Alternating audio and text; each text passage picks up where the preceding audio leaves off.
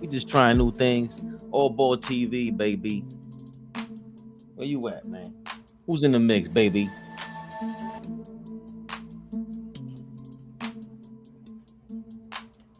We know. Might throw you in. Hold on, let's throw the link in there early, man. We throwing the link in there early, man.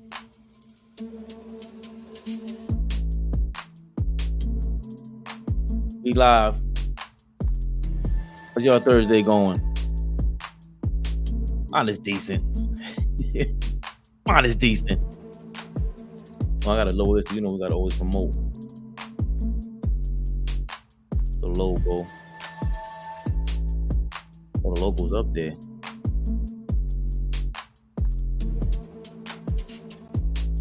We gotta get into the Nuggets, of course. Pasha Man is at work. Understandable. We'll get your money, my brother.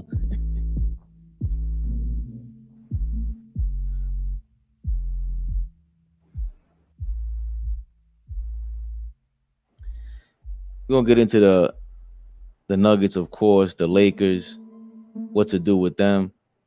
We got to preview the Celtics Heat. Celtics actually showed up. Oh, I didn't send out the link to the people, man. If you want to be part of the group chat, let me know. Our group chat is crazy. It's on Instagram. People like to argue. Go argue. I don't care.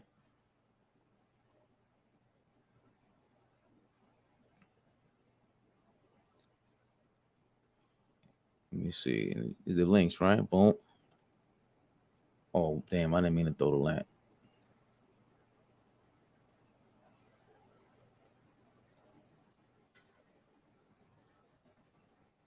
Live, baby. Mel sent a video. Mel sent a video about Shannon Sharp. That's already null and void.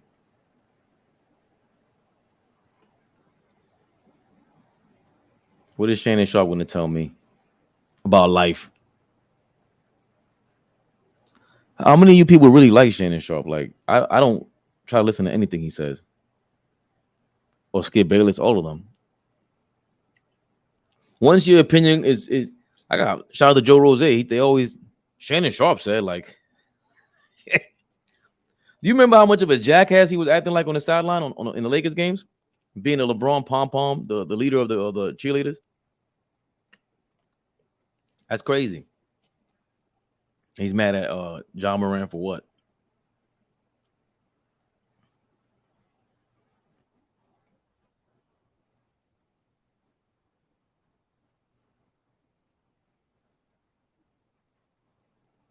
Did he screen record this?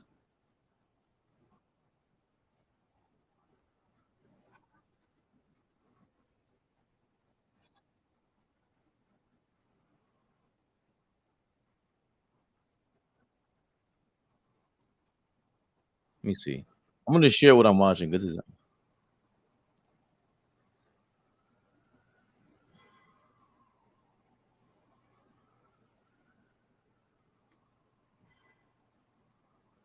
I can't. We can't show it to you. Let me see. Present. Share screen. Window. Hope I'm not sharing too much. All right.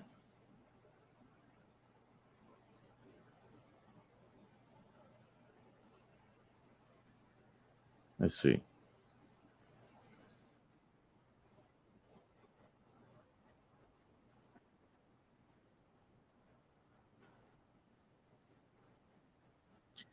Why is he? Why is Shannon yelling like that?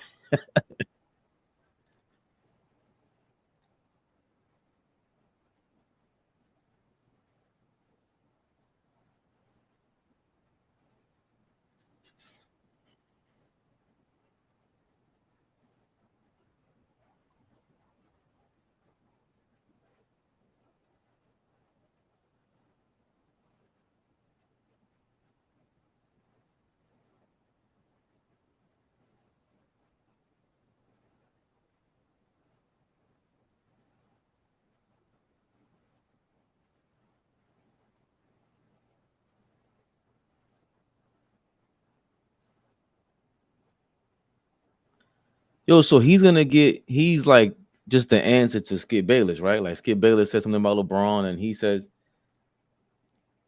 I guess all balls. I can't wait to play this when all balls here. He'll be on in a few. Oh, this is because him and Dom Drop have been going back and forth. What's up, Turbo? What up? What up? What's good? What's good? I'm chilling. I'm just seeing that it was Dom Drop and Mel going back and forth with this. Oh, they're in the group chat. I left the group chat, man. It was too damn much, man. My phone keep beeping every damn time. 3 in the goddamn morning. I can't take this shit. It's crazy. You left which one? The I, prime the big one? yeah. I had to get off there. It's too much for me. I just muted. Yeah. I muted it and I don't even pay any mind to it because people go crazy. You know, You can mute. You can mute it. I didn't yeah, know you can that. mute anybody. Yeah, I can mute your text message. Oh, I got a couple people muted on my text messages, no. DMs, everything. Yeah, I man. hate when that shit be beeping every time. Oh, one person said, and it's like damn near, it's like the Wild Wild West in like damn near 10 seconds. Like everybody's responding in like 2 damn. I'm like, God damn, the fuck. I mean, I It guess it's is a what whole it is. thing with no, they're going back and forth about LeBron, and that's just Oh again, you know, gosh. everybody wants to complain about. I think that became a thing. Like, why don't we promote the Joker more or whoever it is? It's like you can't. Yeah. We don't want to hear that. We don't want to argue about that. LeBron is a household name. You know what I mean? So it's like, yeah. He's always going to be a household name no matter what. Win or lose, he's always going to be in the headlines no matter what. I wonder if he's a how hey Rockstar Mel, we were just talking about you going crazy with defending LeBron. Not going crazy, just speaking facts. Not it's not defending Braun. It's just appreciate greatness. Period. That's what I don't like. Whether you like the man or not, but you gotta sit there and say, yo, this nigga had 40, 10, and 9 and shot over 50%. Favorite player, you hate the nigga. You gotta respect that. He lost, you lost, but you gotta respect that. Just like the Joker, the nigga coach said it. The nigga said, yo, y'all talking about he was a fluke. He wasn't this, he wasn't that. The nigga's averaging a triple-double through 3 series. Y'all supposed to be giving this nigga his credit at this point, and y'all not. But who doesn't give at this point is half the public giving LeBron credit and the other half going hating. That's just a matter of you being a polarizing person. I ain't got nothing. Like there was nobody going for Joker like that. The Joker fan base was very small, so that's right. different. And they said LeBron is not. So that's part of the problem. They said the Joker is not one of them players that he don't care about that. He don't put himself out there. You feel me? He not really marketing himself. He not on social media. He not. And your man is. And LeBron is heavy. That's why. So that's the part. Like as a Knicks fan, I don't when all boss says that, I don't care about all that. Like you're gonna give me smoke for being a Knicks fan, and I'm talking it's my shit. Whatever, I don't care. But you as a LeBron fan, you gotta eat that because you're riding, waving the flag every day. That's a part of it. What are you doing on this boat every day? Every time LeBron says somebody says something about LeBron, you get triggered. Get the fuck out of here. Right. Enough is enough. You And gotta. I watched JJ and Gilbert Arenas was talking about it. They was like, we don't know how many more chips LeBron and Curry's going to win, right? Okay. And let's be real, even though they both performing at a high performance, they both was on the downside of their career. Keith, the Right? tension. So how much longer are these two going to be like the headlines, and who's going to be the next star to take that step or to carry the NBA or carry the torch? We don't know because they went through the same thing when Mike left. So right, when you that's what they're saying. Like the NBA might be in trouble. Is the NBA future looking good or looking bad? Yo, what's up, beloved? First of all, beloved, your lighting is amazing right now. I love it. Where you at? Except, hold on, your camera froze up. You look like fucking Blade or some shit, staring at the camera. He like he's taking something right now. You know what I'm saying? Somebody must have called him. Yeah, he zoomed out of here. But the same thing happened when Jordan was leaving. That's why they started creating the whole Kobe Bryant, Harold Miner, Isaiah Ryder, Grant Hill. They were all promoted as Jordan. Even LeBron was promoted as the next Jordan. So that's a part of the reason why, because they didn't know, they were scared. But the 90s didn't have this talent pool, bro. Going back, that's why I do defend you guys when y'all say there's never been this much talent before. It's true. Like, you can't deny that. No. It's a worldwide level of talent. Yeah.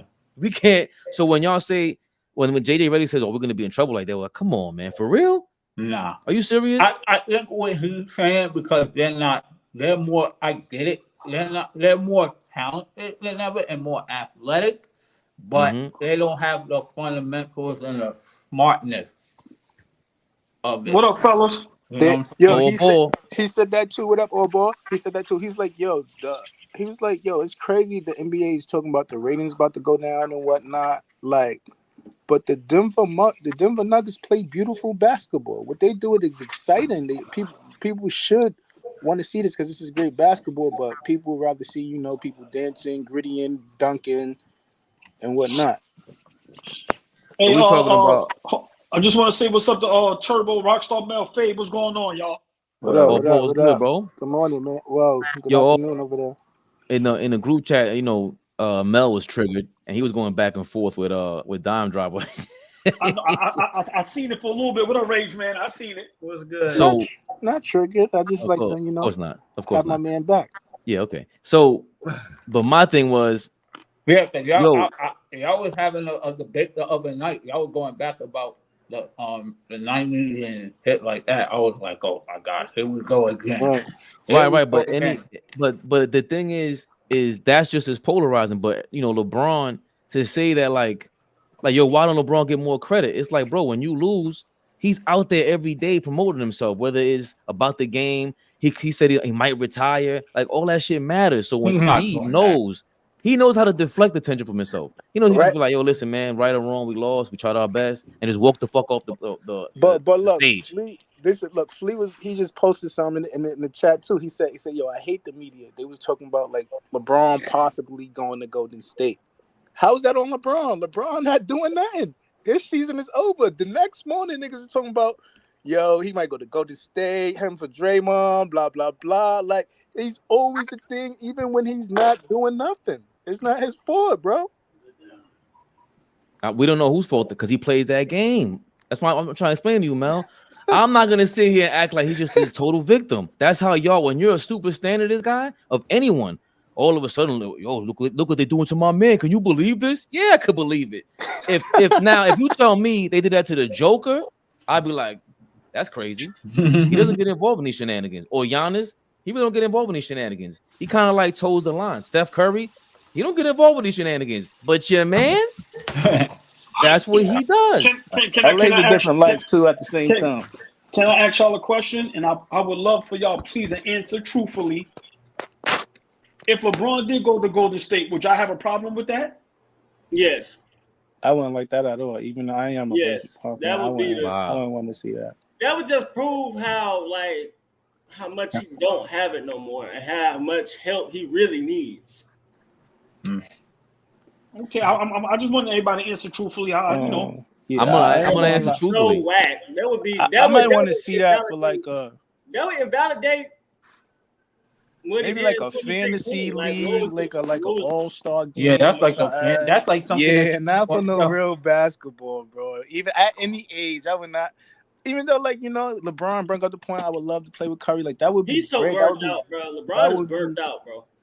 That would be great for the league, but like, nah, I don't want to see that. How would it be great for the league? That would literally Entertainment wise, I'm talking about like entertainment wise, but I'm not talking about real basketball. Like, as a basketball fan, I wouldn't want to see that. Like on some fantasy, some LeBron not a dreamy ratings shit, draw. yeah. The Warriors is a ratings draw. How would it be good for the league? LeBron putting on the Warriors, that's literally making them worse.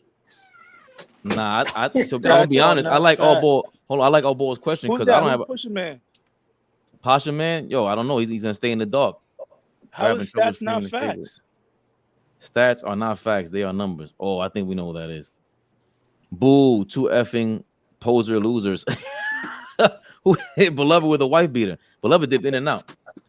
Well, those are the responses you want me to show, Pasha man? Fabian doesn't even show the responses. There you go. All the responses, brother. Now, we do got to do a better job of looking at the comments, though. I ain't going to front. Sometimes Pasha man, who's that? It don't matter who it is, but hey, let them comment, man.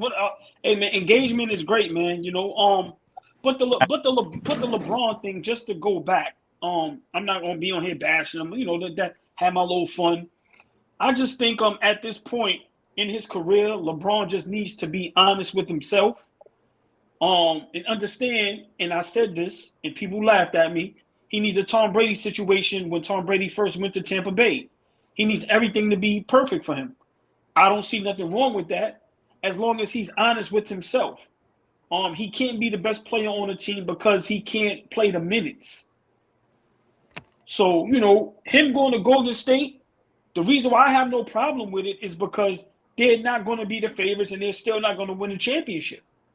Because he doesn't shoot like Kevin Durant. He doesn't space the floor like Kevin Durant. So, you know, for me, I would love to see it because see, to me, sports need certain things. Like they need Miami, Denver in the championship because it shows coaching and chemistry and just hard, tough basketball can still win you a championship. Just like I would love to see LeBron with Golden State because it'll also show, hey, man, as great as we all think some players are, you can't win with a superstar cast, especially at this time in his career. But listen, man, I was kind of mad how he got up on the podium and kind of like hinted at him retiring, which we know he's not going to do. He's supposed to just give all the props to the Denver Nuggets. Yo, man, they played a great series. Bye. Congratulations to them. But, you know, that's LeBron, man. You know, I don't know. People call him smart, but I don't know if that's a smart move. He ain't showing no love. I didn't see him. He ain't showing no love. That's kind of shocking. He usually keeps it a buck. Wait, hold on, Ball. You said two words that just don't mix. It's like oil and water. Yeah, I think this is. You said LeBron and honest. Dom, is that Dom Jabba? Hold on. That's Dom Jabba from the burner page right there. Rage Man, say it again, Rage Man. I said you said two words that just don't mix. You said LeBron and honest. Like he that's what I was just saying. He plays lies. A liar, a big liar is a big of a liar as he is. He has to lie to himself. Yo, Rage Man. You know LeBron personally? You be around him? No, but I've literally, know what that nigga be lying about, in real time him lying. Okay, like everybody lies, bro. Everybody, you never lied in your life. You are what you do. No, we're not doing this. We're not doing this. Yo, Rage Man, don't fall for this. No, I'm sorry, bro. I gotta mute both of y'all. Nah, it's all good. Don't get upset. What you get upset about, Rage Man? No, I said don't let him do that to you. There is literal proof. I said he's Rage Man. I don't care. Listen to me. There is proof of like 10 minutes worth of video of LeBron lying about the damn Migos. Get LeBron the fuck out. Yeah, he's a liar. That's what he does. He's Rage lied Man, don't fall for it. He's lied multiple times. No, he's lied about nothing. He's lied about big things too. So hold on, y'all saying that song is his song? What is it? The boy's a liar. Yo, man, let's get over LeBron, man. Come on, man. Let's talk about tonight's game. Right. This, man. Yeah, I'm not liking the way it's going. I'm not Me gonna neither. lie. I'm nervous. My coach used to nervous? always say, don't create a monster. If you better the team or you could beat the team, come out the door and show them that they can't F with you and they're not supposed to be on the floor with you.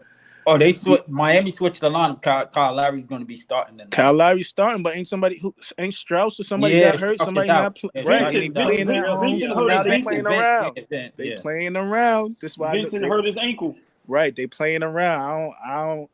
And they in Boston, right? Correct. Yep. So they might get this one, and then you never know what'll happen in the next game, and then before you know, this is Game 7. Like you never know. Like I just so if the Celtics win, they play Saturday. At this point, I always go for the underdogs. I'm rooting for Miami because on paper they the underdogs. I want them to win, but if they gonna play around, I'm gonna have to switch it back up to Boston if they're gonna play around and not take care of business. This is a must win for Boston because if they can win Game 6 in Miami and bring it back 7 in Boston, this is Boston Game 7 right here. They down 3-1.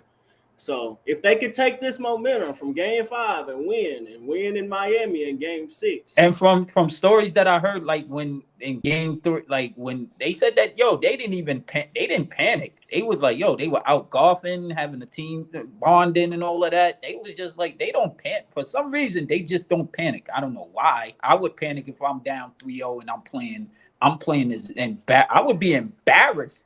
No, I think they playing. They was. I wouldn't say they was necessarily playing desperate, but when you down 0-3, shit, that's your last game. I mean, they mindset change, right? So they was playing more free and shit. If they can just keep going on with that. Well, what I said the other night, and Baby was agreeing with me, and I think Bossman was agreeing with me. I said with Boston, they got to stop taking so many damn threes. Like they think they're Golden State. Like you down by 5. Why you coming down taking like 5-6 3-pointers in a row? Attack the basket. I was saying the exact same thing. I was like, have they not learned from last year? Like Tatum, you got people like Tate. You're the most athletic big dude on the court. Like you supposed to be yamming on dudes, like laying over them. Like he's supposed to tangibly, what you see. If you didn't know these guys' games, Jason Tatum is supposed to be dominating right now, and he's not doing it. Right. I thought he was going to, like I said before, I thought he was going to show like, Jimmy can't F with me. It's a different level. Like I'm a different tier from Jimmy, but it's not that, and he's not that. So he's playing his game. Can I ask y'all this? Can I ask y'all this? Because when has I got confused by this. When has Jason Tatum ever shown us this? No, Game 7, he just had 50. That's a history. We're doing history. No, I mean he was impressive. Right. But I'm saying 50 in the Game 7 versus another playoff, another championship contention team is impressive to me. That don't happen on a regular, bro. What I'm saying the next series, you're supposed to come out and show you one of them. Nah, but when has he shown he's consistently one of them? That's just who he is. Yeah, he's never. Yeah, you're right. He's never. Right, but still, I still feel like. But still, he made it to the finals. He's supposed to learn something. Yeah, but hold on. Let me say this real quick. So that Game 4, Boston showed that this wasn't even supposed to be a close series. Why they down 0-3, I don't know why. But this is why I'm nervous for Miami. Because if Boston can play like that tonight, because they're the much bigger, physical, better team. And if they can play like that, I think they're gonna come back and win 4 straight. Because but look how the stars align, Rage Man. Vincent gets hurt and twists his ankle. Yeah. Now the firepower that Kyle Lowry brings off the bench. It's not there no more. Exactly. Like so, like I said, Game 4, Boston showed you if they can play like that consistently, they're the much supreme team. But man, I just got to go and miss the high. That's what I just got to go with the odds and the history. I can't see Boston winning 4 straight. Yeah, I can't see that. I ain't gonna front. No, but it's possible. I get what you're What I'm saying, saying is Alpha. Yeah, tonight, I get what you're right. saying, Alpha. Jimmy It's Butler can have a possible. bad game. There's an old saying. Anything can happen. That's what I'm saying. Anything can happen. Let's not get it twisted. History is made to be broken, and it's gonna. I believe it's gonna happen one of these days. I don't know when, but I believe it's gonna happen. Just like I said, I wouldn't be surprised. I said this before, and I have it on tape. I said, "Yo, AFC is gonna win a championship sometime in the future." It might be this season, and Never. And to piggyback off that, You can never say never. One stat that I think will happen, and I think it's gonna happen next year because for a full season, because it just happened last round. I think Jokic is gonna be the first player to average a triple-double off 50, 40, 90 splits. Very much possible. He's gonna be the first player to do that for a whole season. Mel, you said AFC will never win a championship. You said an AFC would never win a championship. Not when it's 7 games. I just feel like the better team's going to win. That's some luck. That's some Cinderella NCAA. When you better, I'm a higher seed. And the NBA, I can't see that. It can still happen though this season. It can still happen. Shit, it almost happened in the damn West. Almost. It's been 75 years and haven't happened once. I'm just not believing in it. My own personal opinion. I feel you. Zach, what up, Zach? What up, fellas? Zach, my brother, what's up? Hey, just a couple things. We forget that Miami was a play-in, and I'm only bringing that up because their margin of error was so slim. Not that they're not a good team, but they were a play-in for a myriad of different reasons. And now with Vincent being out, that means Lowry has to play more minutes than what he's normally used to playing. And Boston, to Mel's point, even looking out west, they still, in theory, have more talent. And now you gave them confidence in life. And I'm just hoping Miami didn't, shoot all their bullets, so to speak. But they were a playing team. And it's just hard to beat a team that's a higher seed 4 straight times. It's hard. It's real hard. That is so. I don't think, in my opinion, I don't think we'll ever see an 8 seed in the NBA beat a 1. Because even, let's say, hypothetically, Miami gets out this series. I'm not saying they have a chance. But in all honesty, if we strip the emotion away, they're not a better team than Denver. Not even close. Yo, Zach, hold on. Yo, Zach, do me a favor. Go in and out and come out of the live and then click the link again because it sounds all staticky. Thank you. What's up, beloved? With the great lighting today, man. What's going on, man? You on a Hollywood set? No, I'm at work running detention. All right. How you feeling, beloved? What triggered beloved to get on here and be like, listen, what are y'all talking about? Nah, I may have to. I told y'all maybe my prediction is too late, but I won't be surprised at a sweep and maybe an 8-game sweep. But I told y'all I was very surprised if Miami won a game this series, and everything's starting to come back down to reality. And I agree with Mel. Mel is right. The talented team is always going to eventually win. Now it's taking them 3 games. They was down 0-3, but eventually, all those stats are gonna come down. All those hot players are gonna come back down to reality. And the reality is, no Gabe Vincent, and more minutes for Kyle Lowry. It's gonna be tough. It's definitely gonna be tough for Miami. If they get this out tonight, I think Jimmy Butler may have to have 50 tonight. Imagine a super backdoor sweep. That's a knock on Jimmy. I'm not even gonna fake it. As good as this series, that's not a knock on him. No, it can't be a knock on him because he's a playing team. No way. Blowing a 3-0 lead, that is a knock. Yeah, that's crazy. It can't be right. They the underdog anyway. He's the underdog anyway. You have to finish that off, bro. You got to finish that off. How can I finish? I'm on a playing team. I have no other. You made it that far. There's no excuses. It is. There's no excuse. You're right. All it is, I was a playing team, and I was hot, and then we cooled off, and we got swept. That's historic. That's what's supposed to never happen. You got to finish that off. I gotta agree with Ray. Exactly what they doing is kind of historic too, man. It's been underdogs that's never done that. I gotta agree with Rage Man because all this time we've been promoting Jimmy Butler as a superstar, and he's on this level. So playoff Jimmy better show up and close this out. Yo, beloved, how the hell are you doing a LeBron-like celebration of your prediction that hasn't even happened yet? That was very funny of you, bro. They have no more Gabe Vincent. Lowry's gonna play more minutes. Everything comes back down to reality. Y'all don't want to live in reality. I'm living in reality. Is it never happened. Ain't no way.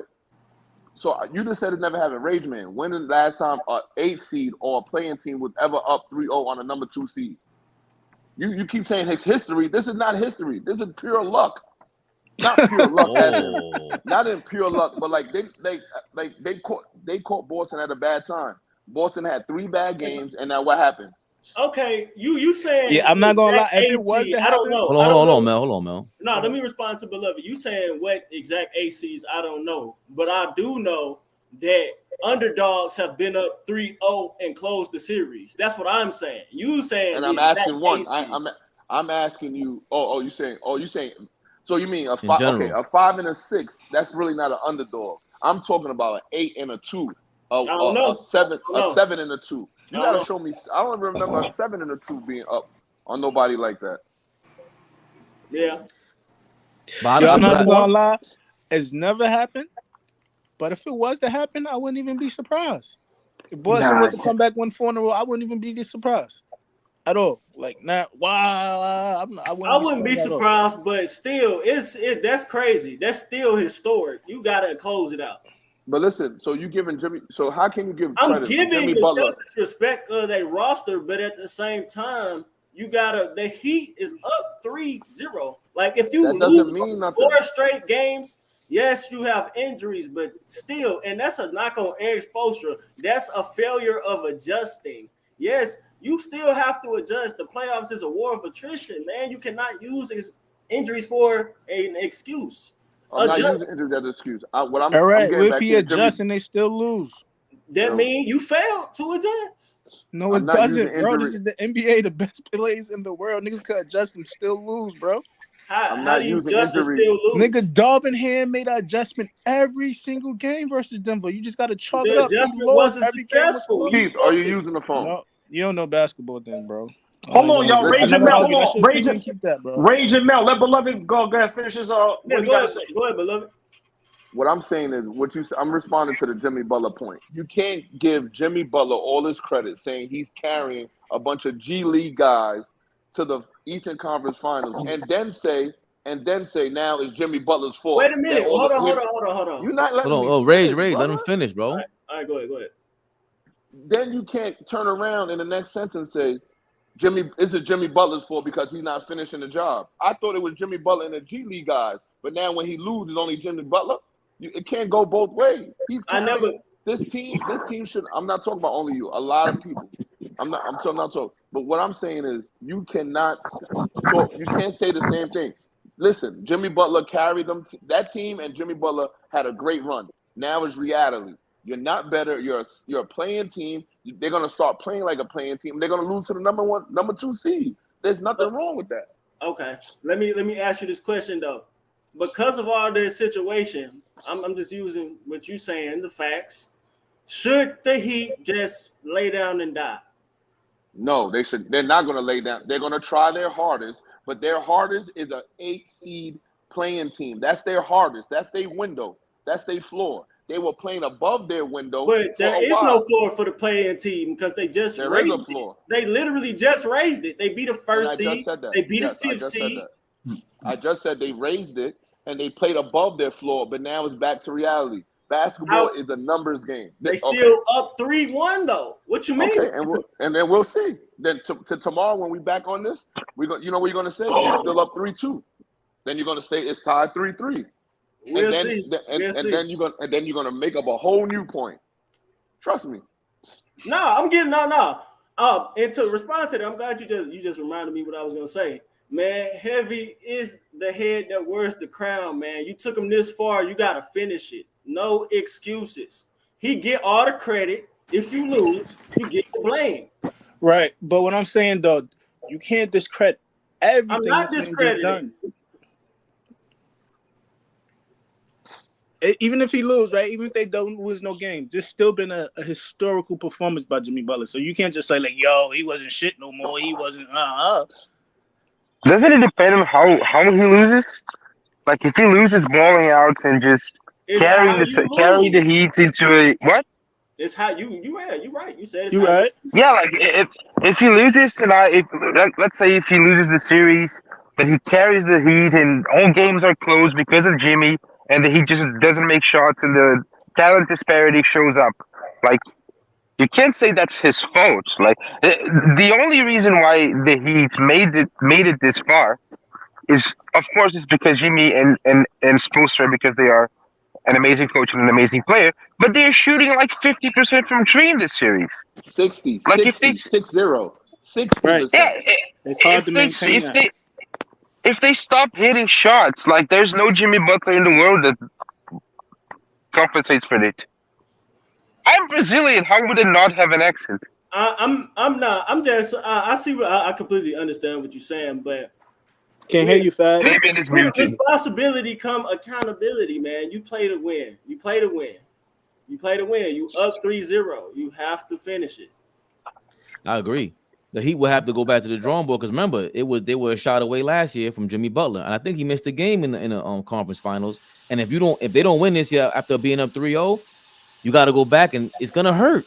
I think if you up 3-0, no matter what, you can't. This ain't gonna be a Giannis speech. Pat Riley ain't giving you no Giannis speech. He's gonna say this shit was a failure.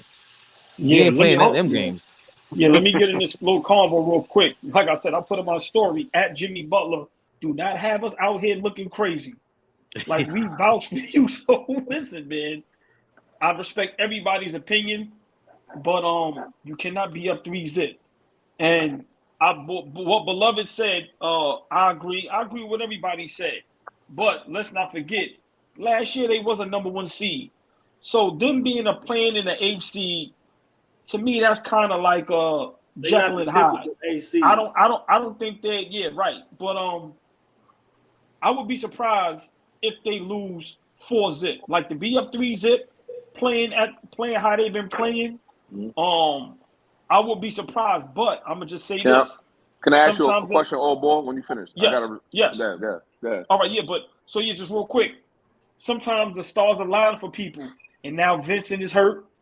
So it's looking like it's shaping up that way. Go ahead, Beloved. What you want to ask? So this is my question. So we already down. So they up 3-0. You're saying they're not a typical A seed and everything like that. So if the comeback is complete and Boston wins the series, right? Are we hopping back on Jaylen Brown and Tatum as superstars?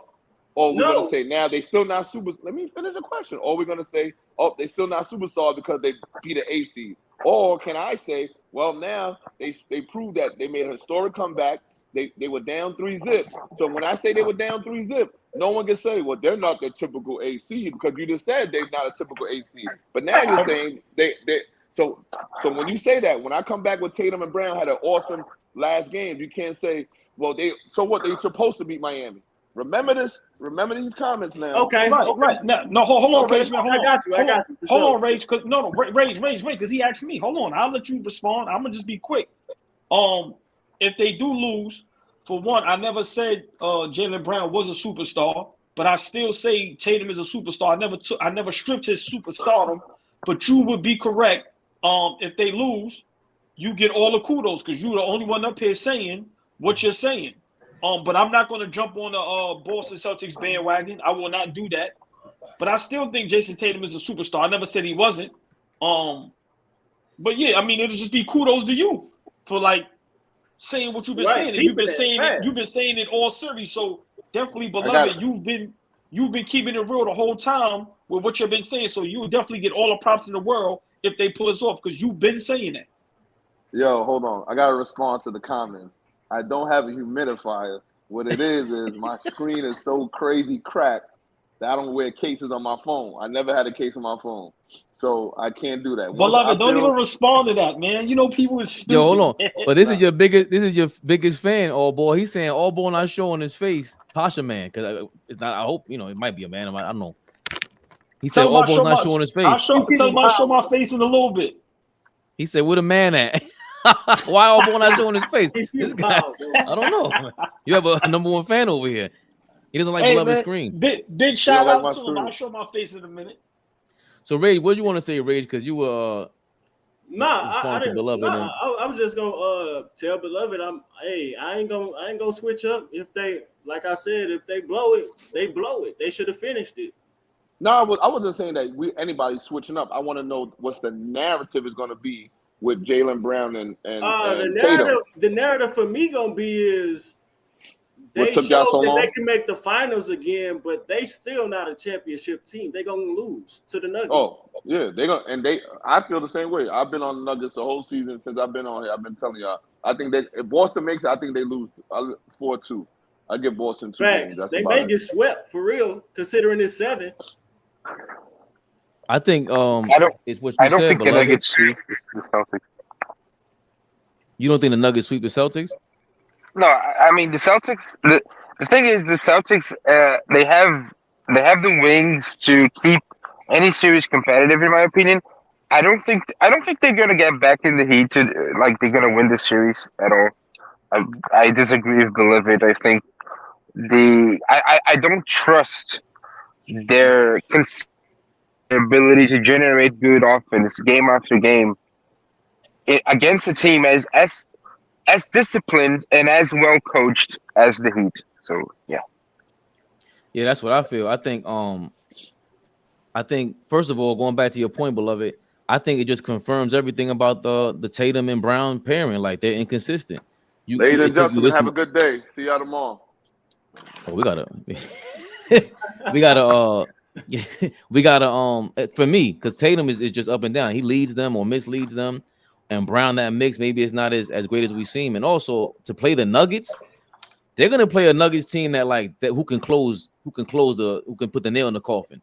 The Atlanta Hawks, remember the Bulls had a problem with. They had a problem with Philly. It went 7 games. If they come back, they have to go 7 games against the Heat, which they should have beaten in 4 or 5, according to Beloved and plenty of people. But the Nuggets ain't playing them kind of games. They'll take Boston out of their misery. But can I say something real quick? If Boston makes it to the finals, I don't think y'all giving Boston enough credit. I think talent-wise, I think they match up great with Denver. The only mismatch Me too, is Joker. The only mismatch is Joker. Like, I don't see how y'all just saying Denver's gonna maybe sweep them or they get 2 games. I think Boston has an opportunity to win that series, depending on how good the coach is gonna coach, because they have the talent. They have just as much talent as Denver. So I don't see the mismatch that y'all are talking about. I agree with what you're saying, but you're missing the point. You said they have the talent, but they had the talent, but this series is showing, and last year with the Warriors showed it. They don't got the IQ. They still don't got the IQ. They still turning over the ball like they do. They still shooting unnecessary threes when they have the size to take it to the paint. And they don't have the heart like the Nuggets do. That's why I say they can get swept. I feel like they have the talent, and the matchup might be, they might be able to compete with the Nuggets if they play at a high level. But the thing is, history shown these guys been inconsistent, and you can't be inconsistent against the Nuggets at all. And the number, Mel, the X factor, which I think all balls sprinkled in there, but he just over hurdled it somehow. The coach is a checkmate. Malone is better than Mazzulla has ever shown so far in these playoffs. Yeah. He's more experienced than Ime Udoka if he would have been there. Mike Malone's being overlooked as well. It's not just Joker. You got a duo with Joker and Murray that nobody was talking about before the playoffs, and now we always overlook Mike Malone as a coach. Hey, can I slide in real quick? He clears Mazzulla. Can I slide in real quick? Hey, pause. Three pause. Yeah, three coaches in this playoffs overachieved in some ways. Spoelstra, Mike Brown, and Malone. What's the common denominator? They've all been coaches of LeBron James. So I don't want to hear that he is. That's a reach. What a reach! That is the That's not a reach. That's not a reach. That's not a reach. Reaching foul on Ray's man. Boy, stay here. That's not. Bro, this is what the men do. I'm used to it at this point. That's a fact. First of all, you said let me slide. When did Malone coach LeBron? This is a family show. Malone coached LeBron like his rookie year or his second year in the league. He was the assistant of LeBron. Number one is Ray's man. This is a family show. Okay, there's no sliding in anywhere. This is a family show. Number two is the reach. Y'all what? That's not a reach, bro. He's gone. Spo. Wait. Hold on, beloved. Did Spo just not make a finals and he one game away from making another finals without LeBron? He's gone. Exactly. You making my point, bro. No, I'm saying the subject matter. No subject matter right now should talk about LeBron until the finals is over. I think that should be a rule. No, not really. Why? Because why should it be a relevant conversation? He's not the GOAT. He's not this. He's not that. Why niggas still talk about him every single day? Because the narrative still persists that he has had bad coaches in his career. Darvin Ham just made a conference finals his first year. Maybe I understand your point. LeBron had David Black made a finals his first year. I don't understand your point though. No, we'll have all the off season to talk about LeBron's legacy. Please, let's stop. Hold on. But Rage Man, what's your point? I just wanted to interject to hate on LeBron. I was trying to figure out whether you would hate on him or giving him props. I couldn't even figure that one out. No, did he teach I'm these really coaches? giving him props. I'm really to the LeBron fans, I'm hating, but in reality, I'm giving him props and saying he's never had bad coaches. He's never had bad coaches. We don't know if they bad or not, if they never coached again after. If you take us to the finals and don't coach the next year, we don't know if you're good or bad. Tyronn Lue made the finals his first year as coach. Right, yeah, that's what I'm saying. Hold on. Mel, don't get you got triggered again. I don't like get like all blood or all ball. We shouldn't talk about we left LeBron 26 minutes. Rookie coaches. We left the LeBron topic 26 minutes ago and Rage Man thinks he's slick trying to put it back up. Yeah, that was just a little factoid I just wanted to drop. I didn't want to make it to no big thing. It was horrible. It was just horrible. So okay, so the Nuggets, what the hell was the point anyway? Oh, I wanted to get back to whether Boston would be a inconsistent or a fraud team if they beat the Heat. Because we didn't talk about OKC like that. Okay, Golden State like that. Fraud. You can't say you can say inconsistent. You can't say fraud because it would be something historical. You can say inconsistent for sure because you're down 3-0. You shouldn't even be there. And then you switch you turn the switch on, which means you have the ability that shouldn't even been the scenario.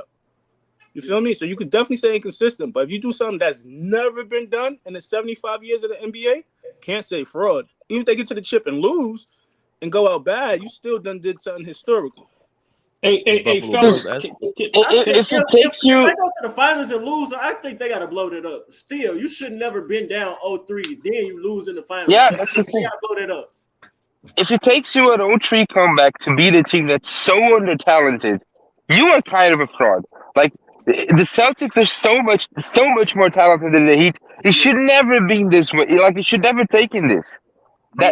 And that's why I don't trust the Celtics. Like, imagine if they play like they played against the Heat, and they have Nikola Jokic on the other side of the court, and Jamal Murray and Michael Porter. Like, it wouldn't be even funny. It would be a bloodbath if they were playing Denver. Which can very much happen. But once again, you have a rookie coach, so you got room to improve. This is his first year. He's not a vet that's done failed 15 times in the playoffs like Doc. No, he's a rookie. Mel, I don't think Mazzulla coming back after this. He didn't say multiple times during this run that he didn't lost the team. Like that's grounds. Oh yeah, that's bad when you say that. So nah, I mean, but no, if you say you lose the team, like that's grounds for firing. Like, how do you come back from that? But we also live in an era where who knows what any coach said 30 years ago and never broke this down. He just like, said it. Hold on. Hey, Rage, hold on. What you know how you come back from that? You come down, you come back from 3-0, and then you win a championship. That's how you come back from that. Yeah. That's highly unlikely, though, man. No, it's not. See, but all right, let me ask y'all a question. This one I'm not understanding. Denver doesn't have no championship experience. So when we talk about experience, how are we just not giving Boston no type of shot? For one, I really think Boston matches up great with them. I'm being honest. Smart can slow down Murray.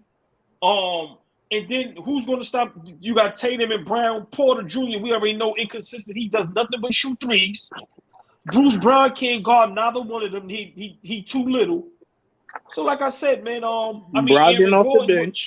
Aaron Gordon would have to try to guard one of them. That's going to hold on. Yo, Brogdon. They said Brogdon tore his arms on. Something in his elbow. He playing though. I think he playing. Okay. And Boston doesn't have the thing that gives the Nuggets more trouble, which is somebody that can attack Jokic out of pick and roll. Like that's the worst nightmare for Denver. And Boston doesn't have anyone. Like so that's why I don't think. What? But what about that? That's a great point. But let me respond to that. Why Al Horford can't be that person, pick and roll, pick and pop. He can stretch the floor. He can knock down the three. He can hit the short mid range. But the thing, but Jokic plays drop. Like Right. picking pop against a player, against a guy that plays drop Yeah. doesn't work that well. Because And he can play a high drop and then the pick and pop is over. There's no pick and pop. So Right. and do you trust? Do you like if the series comes down to Jason Tatum attacking Jokic 1-on-1 or off the screen? Do you trust him to be consistent every game? Like I don't. And on the other hand, you have the best offensive player in the league by far, and he like Jokic is an offense by himself. And the Celtics, like it will happen the same thing that happened against the Lakers. They would put Rob Williams on him, and he would tore up Rob Williams, and then they have to put Horford on him and Rob Williams on the help, and then it's over. Like the series, I just don't see it. Yeah, I mean, that's I a great agree with point. you saying like talent, they can win just off talent, but if they winning just off talent, Jason Tatum got to average 30 plus, and That's Jaylen possible. Brown got to average like 24 points. Like that's But the only way But they're that's going to possible. win. Hold on, y'all. Hold on. For one, that's very possible. So let's not act like that's impossible.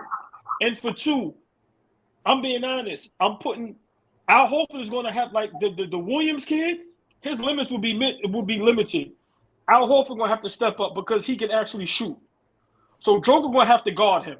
I'm sorry, and I think that's where Boston, if the coach is smart, that's how you trick Denver up.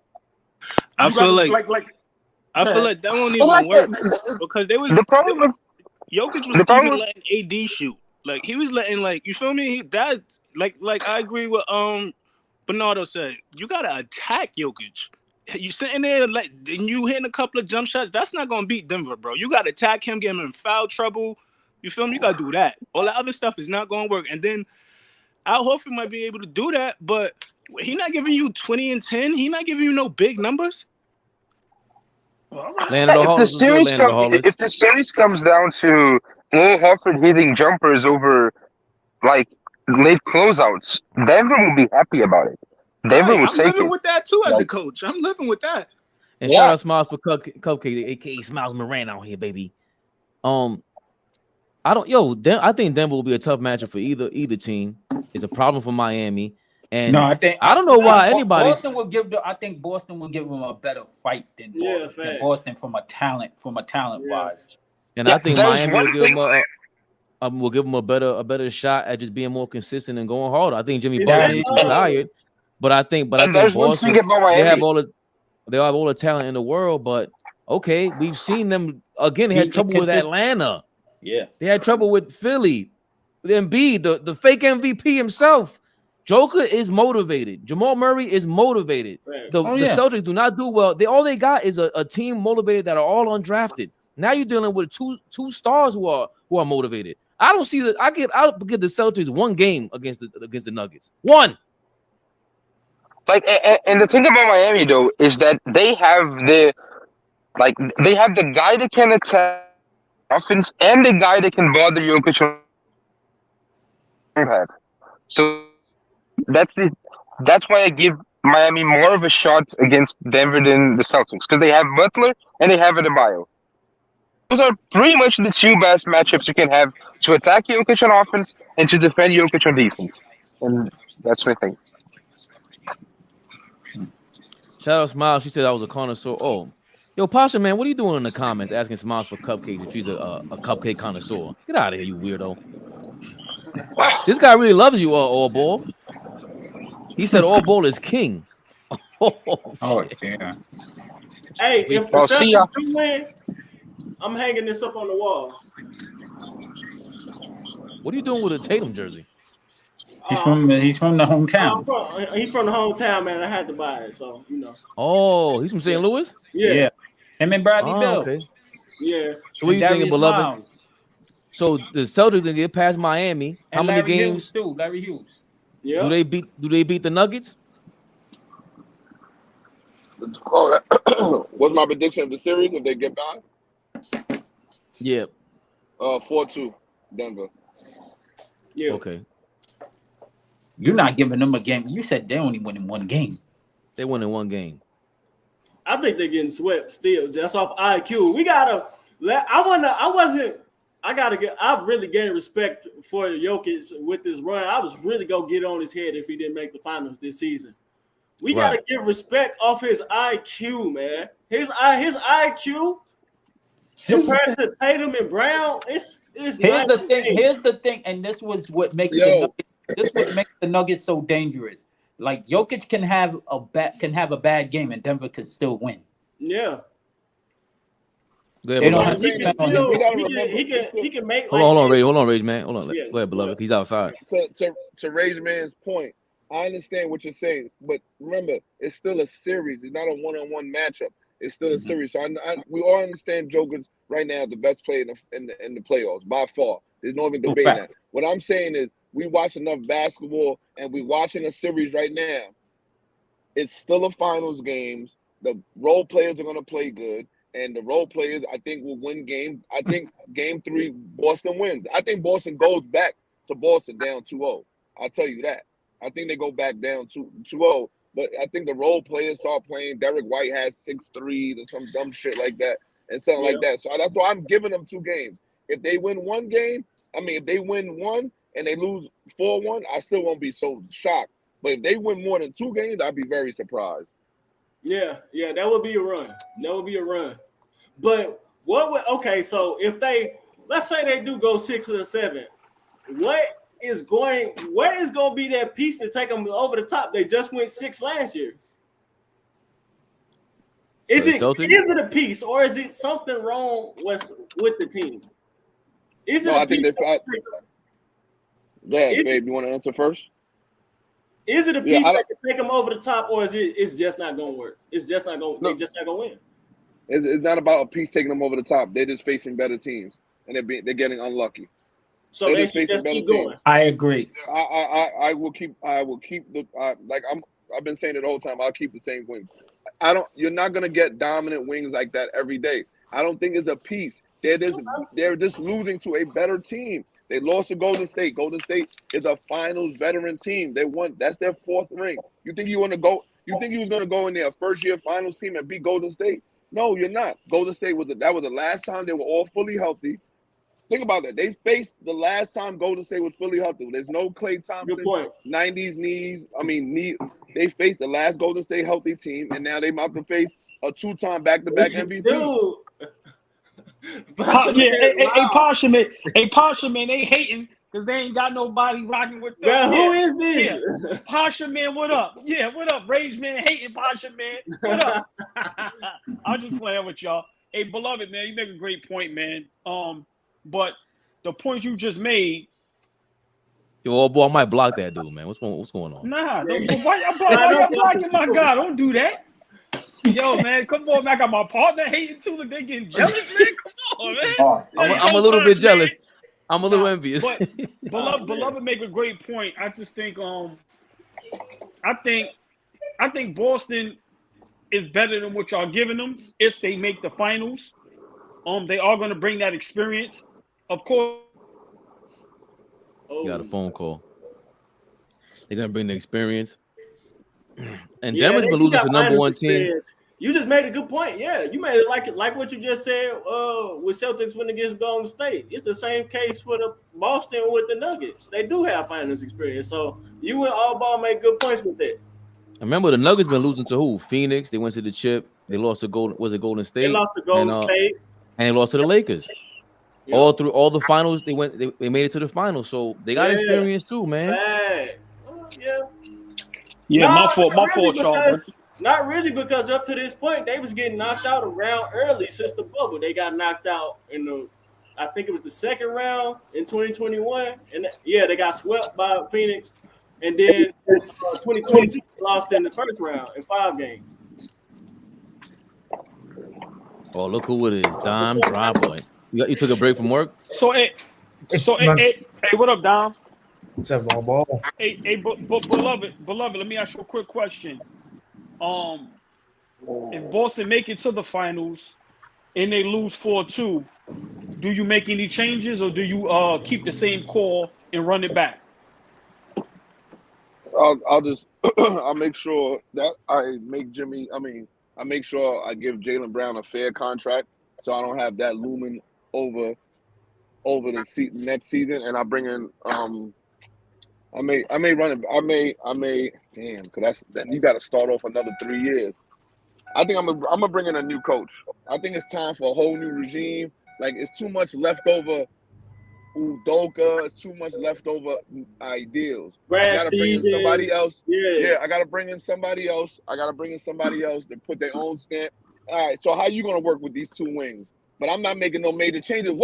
I can't really complain, bro. I got 2 All-Stars and I got the 6th man of the year. You know They what I just not see? playing You know good. what I They see the just not Celtics playing. as? I see the They just Celtics. not playing good. I see the Celtics as a more successful, but you can compare them to the LA Clippers. They like a more successful LA Clippers. More healthy? Yeah, more healthy, successful LA Clippers. Yeah, I'm not What just the trading Clippers should anybody. be. No. But hold on, y'all. Hold on. No, but beloved, I wasn't asking trade. I was just asking your opinion. But I disagree with them being Clippers because the Clippers ain't been to the finals, and the Clippers only been to the Western they more Conference Finals once. successful. I'm saying they what the Clippers should be with the wings, with Jaylen Brown and Tatum. That's what. Okay. All right. If you saying that's what they should be, I agree. But I'm not going to say, because like I said, the Clippers haven't been to the finals yet. But I still stick with my theory that if they don't win the championship, you got to make some changes.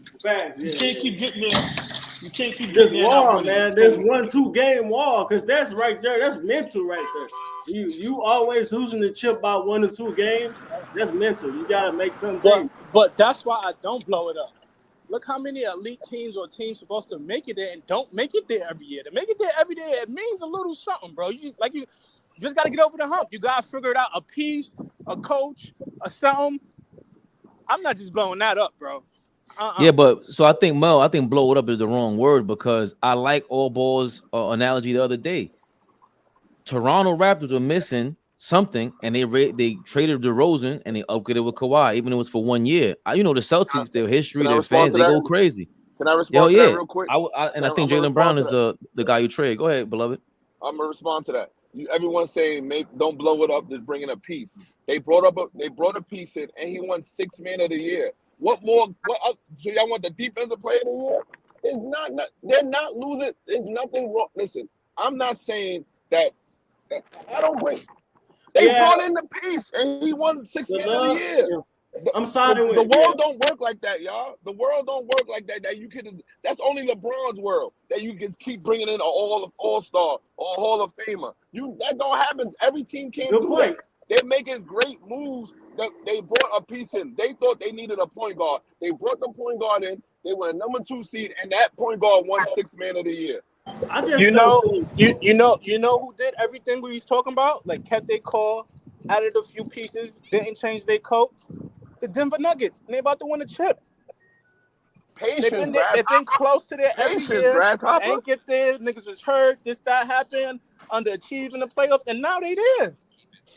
Yeah, but I think I got to push back on that because the Nuggets weren't healthy, and they lost to the eventual champion. So they weren't healthy. Jamal Murray, that's all we've ever said the last couple of years. As been said, is Jamal Murray has not been healthy. He's fully healthy this year. He recovered from the ACL or whatever it was that takes a year to recover.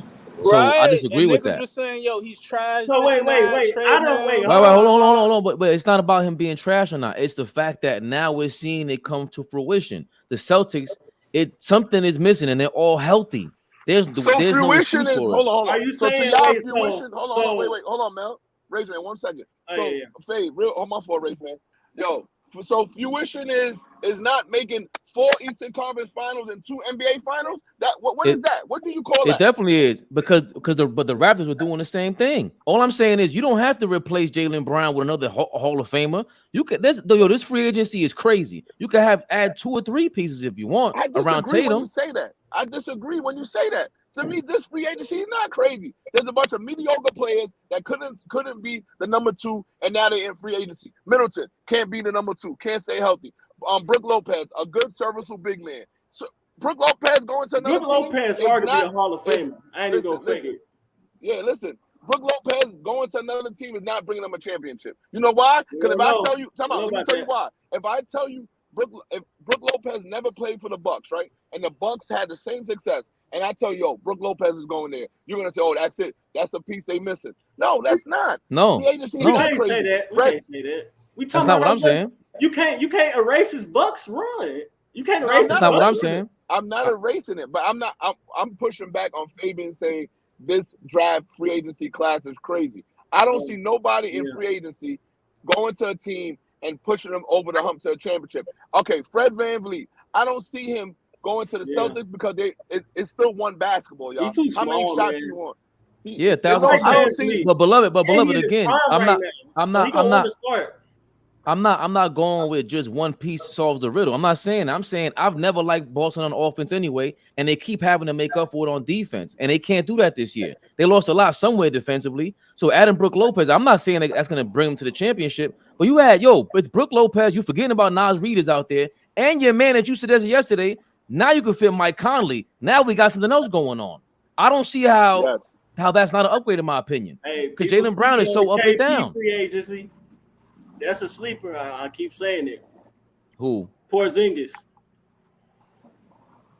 Yeah, but he got to be a massive role player. It ain't gonna be it'll be a surprise if he that's what I'm saying. Somebody up. Him being like a 6-man, him being like a 6-man or a backup center, that's a win for any team. Yeah. So you just think they just need another season, few seasons, and for some experience, beloved? It's not about experience. It's about like right now, right? If they fully healthy going in playing Denver, you really got to like if they lose at Denver, there's no excuse. There's no criticism. It's just like you're losing to another team. I think that's the only knock. So to me, that would be a knock on them because like Denver's fully healthy. You got a superstar, so-called superstar. They got a so-called superstar. You lose to them, that's your finals loss. But to me, like who they've been losing to like Golden State and to the eventual champion, they've been losing to championship teams. This go round, I would say, all right, listen, this is our finals loss. We're gonna run this back. We're gonna bring 1-2 pieces. We're gonna give this thing another 2 years. If this don't work, one of y'all gotta go. But you're making. How about let me ask you a question? How about they make 3 more finals, right? So they've been to 2 already, right? This is their third, right? Say they lose this finals, and then next year and the year after that, they go finals again and Eastern Conference Finals, right? Then I understand you break it up when that's the hump. But I don't think the hump is there yet. Because you know why? They drafted great, and they have two good elite wings. So I think we just got to be more patient. Y'all just want. I understand what basketball been the last 15 years, but that's not for everybody. I agree with what you're saying. I'm 99% of the league can't do that. You know why I can prove that to you? KD been trying to do what LeBron did for the last 5 years, and he was successful one time, and he left, and he thought he could do it again, and he was wrong. If KD stays in Golden State and shuts up, he would have won 5 chips by now. They would have won 4 straight chips. But see, everyone's trying to recreate the same thing you think you can do, and you can't do that, y'all. One man can do that, and he's done it at a high level, and now he can't do it no more. KD with Golden State was better than Miami. I think KD did it way better. LeBron did it first, but KD did it the best. I'm not saying who did it better, Raven. My point. That's not. No, I know. I know that's not the point. I know. I was just saying that. So my point is, y'all, listen. You gotta be patient. That's what it is. One person did it. Everybody else been trying to do it. Harden been trying to do it. Giannis is about to go on his little run, probably doing it. KD tried to do it. You can't do it. Don't work like that for everybody. If I was Boston, I won't try to take that. Don't try to replicate none of like that. You have a good core. You're going to finals or Eastern Conference Finals. Ain't nothing wrong with that. Eventually, you'll get over the hump. If you don't, say, listen, we had a good run. Now it's time to break it up. But do your due diligence. Don't just do shit to do shit. Don't do like what this society and NBA basketball has been doing the last 15 years. Don't do it. When you lose one of them, when you lose one of them, you're gonna be sick. But if that other person you think is a superstar comes in there and they get hurt like Kawhi and can't give you 20 games or Zion Williams, you're gonna be super sick. Yeah. So, Or but you just don't work. You just don't even make the conference no more. That can happen too. Exactly. so you're coming from, but you're also coming from the standpoint, beloved, that everybody wants to be there. Again, like it wasn't like old boy was saying it before with the body language, and then we seen confirmation in some reports of people saying that. But there is also the fact of Jaylen Brown, he wasn't feeling the Ime Udoka thing. He is the president of basketball operations. He does represent the players like that. So it is an opportunity for him to be like, yo, I ain't staying here. And if that is any grumblings of that, that has to be a factor. Like, yo, if Boston sees him saying, I might be out of here, I got my player option. They have to weigh in the fact that he's owed what 40, 50 million potentially, all NBA player in the contract. Now, what do you think does that have any merit to I it? said that 3 nights ago. I said, and I asked Bossman Mel was there. I said, you keep them until 2 things happen. One of them says they want to leave, or you see injuries happening at a high rate. So if he want to stand on the whatever social issue he said, if this was a white coach, you wouldn't have done that. If there's a rumbling of that and you think he about to break out, hell yeah, you trade him. And hell yeah, you trade him for whatever you want as a team, whatever's gonna benefit you, and let him die wherever he goes. I'm not doing none of that. I'm acting like I don't even know he's upset. I'm making him happy. I'm giving him a fair market offer. I'm gonna tell him, my nigga, I'm not giving you 295. 250, 260, we can talk. But I'm not giving you 295. Now, if you on that 295 hill and that's your number, then I gotta do what we gotta do. But all that other stuff like rumblings, yes. I'm not. Listen, I don't think. Listen, who you gonna get after that though? Hold on. Huh? Go ahead, have a great team already. I'm not. But see, this is what I'm saying. When I sign those 2 again, I'm not looking for another $100 million player. I'm replacing them with good 40, 50, $60 million players, or a veteran that's on his last contract that I think that can take me off. Maybe two role players and a veteran, 2 role players and a veteran that can take me over the hill. But just don't do shit just to do shit. Do your due diligence. No, I agree. And I said that before. I've been saying it all week, Rage Man. I don't know if you've been on. I don't trade them for anything, and you got to give me great. Some players I would trade if you talk to me right. Like if you giving me 2 draft picks, and I know if I know Jaylen Brown wants to leave, if you give me 2 draft picks and marketing, nice role player, marketing, I would do that. Young, I know he's available, things like that. I'm not looking at no Harden. I'm not looking at no old ass Chris Paul. I'm not looking at none of them niggas that sit on the couch every April and May. Listen, let me be quiet now. My last opinion is you run this shit till the wheels fall off. That's it. I agree with that. I'm leaning towards that. Because if you was a Knicks fan, that's what I kind of.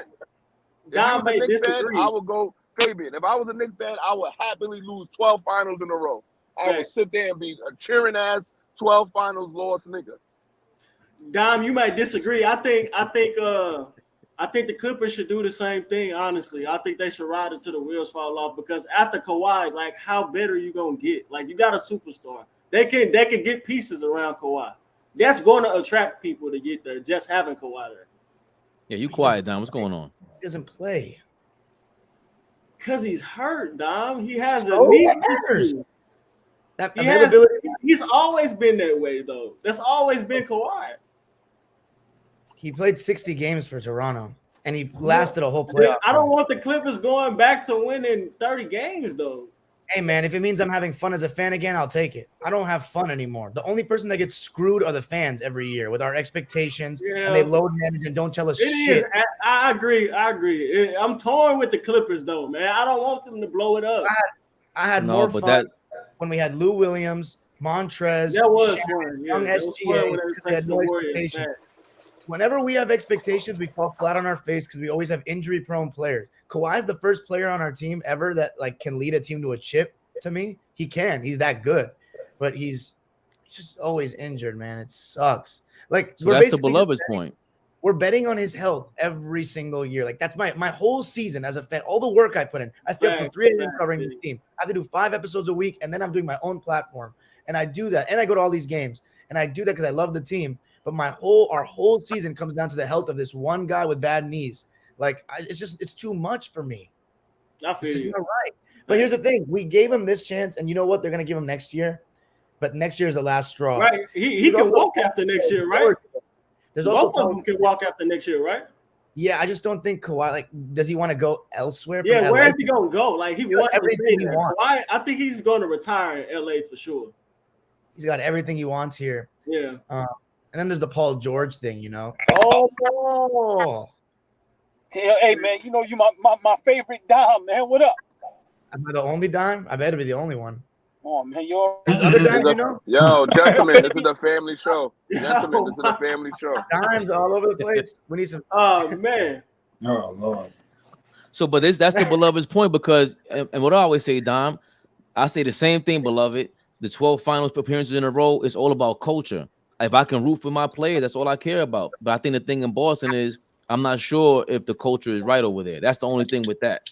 If the players, I'm not sure if as a fan you want to root for that. I don't know how frustrating it is, but I always rather root for my players that you know, they just develop some sort of camaraderie and chemistry. We sense it. That's why I like the young Knicks. That's why I had to tip my cap to Thibodeau when he started playing them, because it's like, bro, we've seen this in the summer games. We've seen them going topping and these guys going crazy, and they root for each other. And the way they push for each other is the same way we push for them. So I don't know what the Clippers need though with all that, Dom Dropper. Like, that's gonna, you know how I say that's always tough. But if Kawhi's gonna be that way, the owner signed up for that shit. You gonna have to, if they're in their last deal, the last year in their contract, I would trade them. Same thing I said for the Lakers. Like, if you didn't win, I would trade them. And it's more than just injuries, man. It's the fact that we load manage this guy. We completely compromise our regular season process. We can't build any winning streaks with just load management, because like you win 5 games in a row, and then Kawhi happens to be out on a back-to-back. So now we got to play a different way. That shit is not winning. Like, that does not build good habits, man. For him to still only get hurt in the end.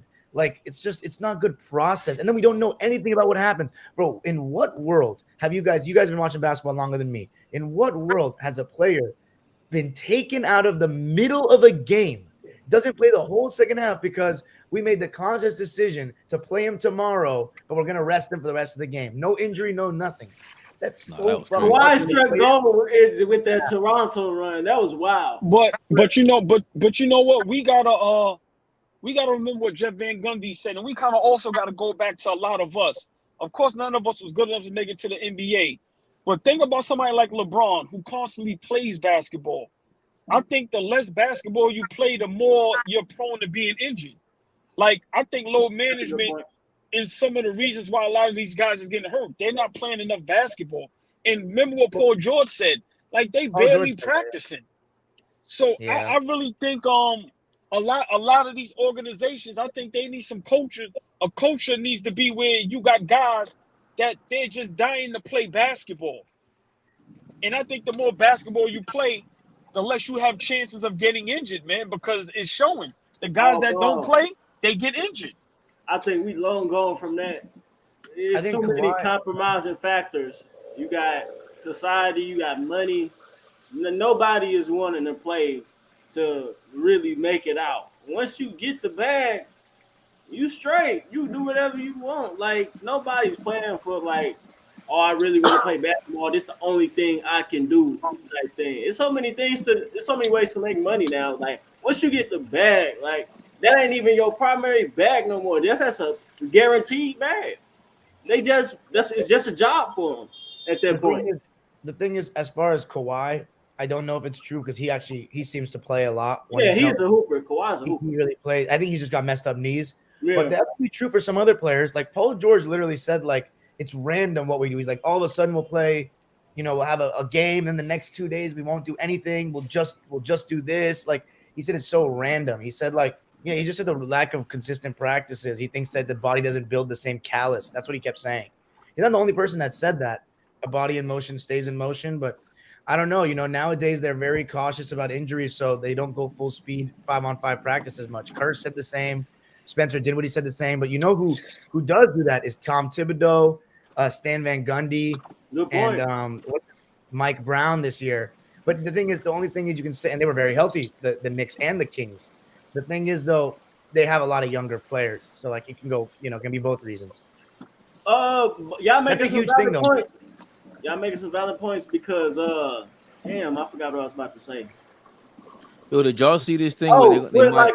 with like great. Y'all making great points. With like a boxer, I'm gonna use an example. Like boxers, they always training. Like they never have off days. So like, what's the like? I'm pretty sure if a boxer miss like a 2 days of training in a training camp after a fight, that's gonna mess them up.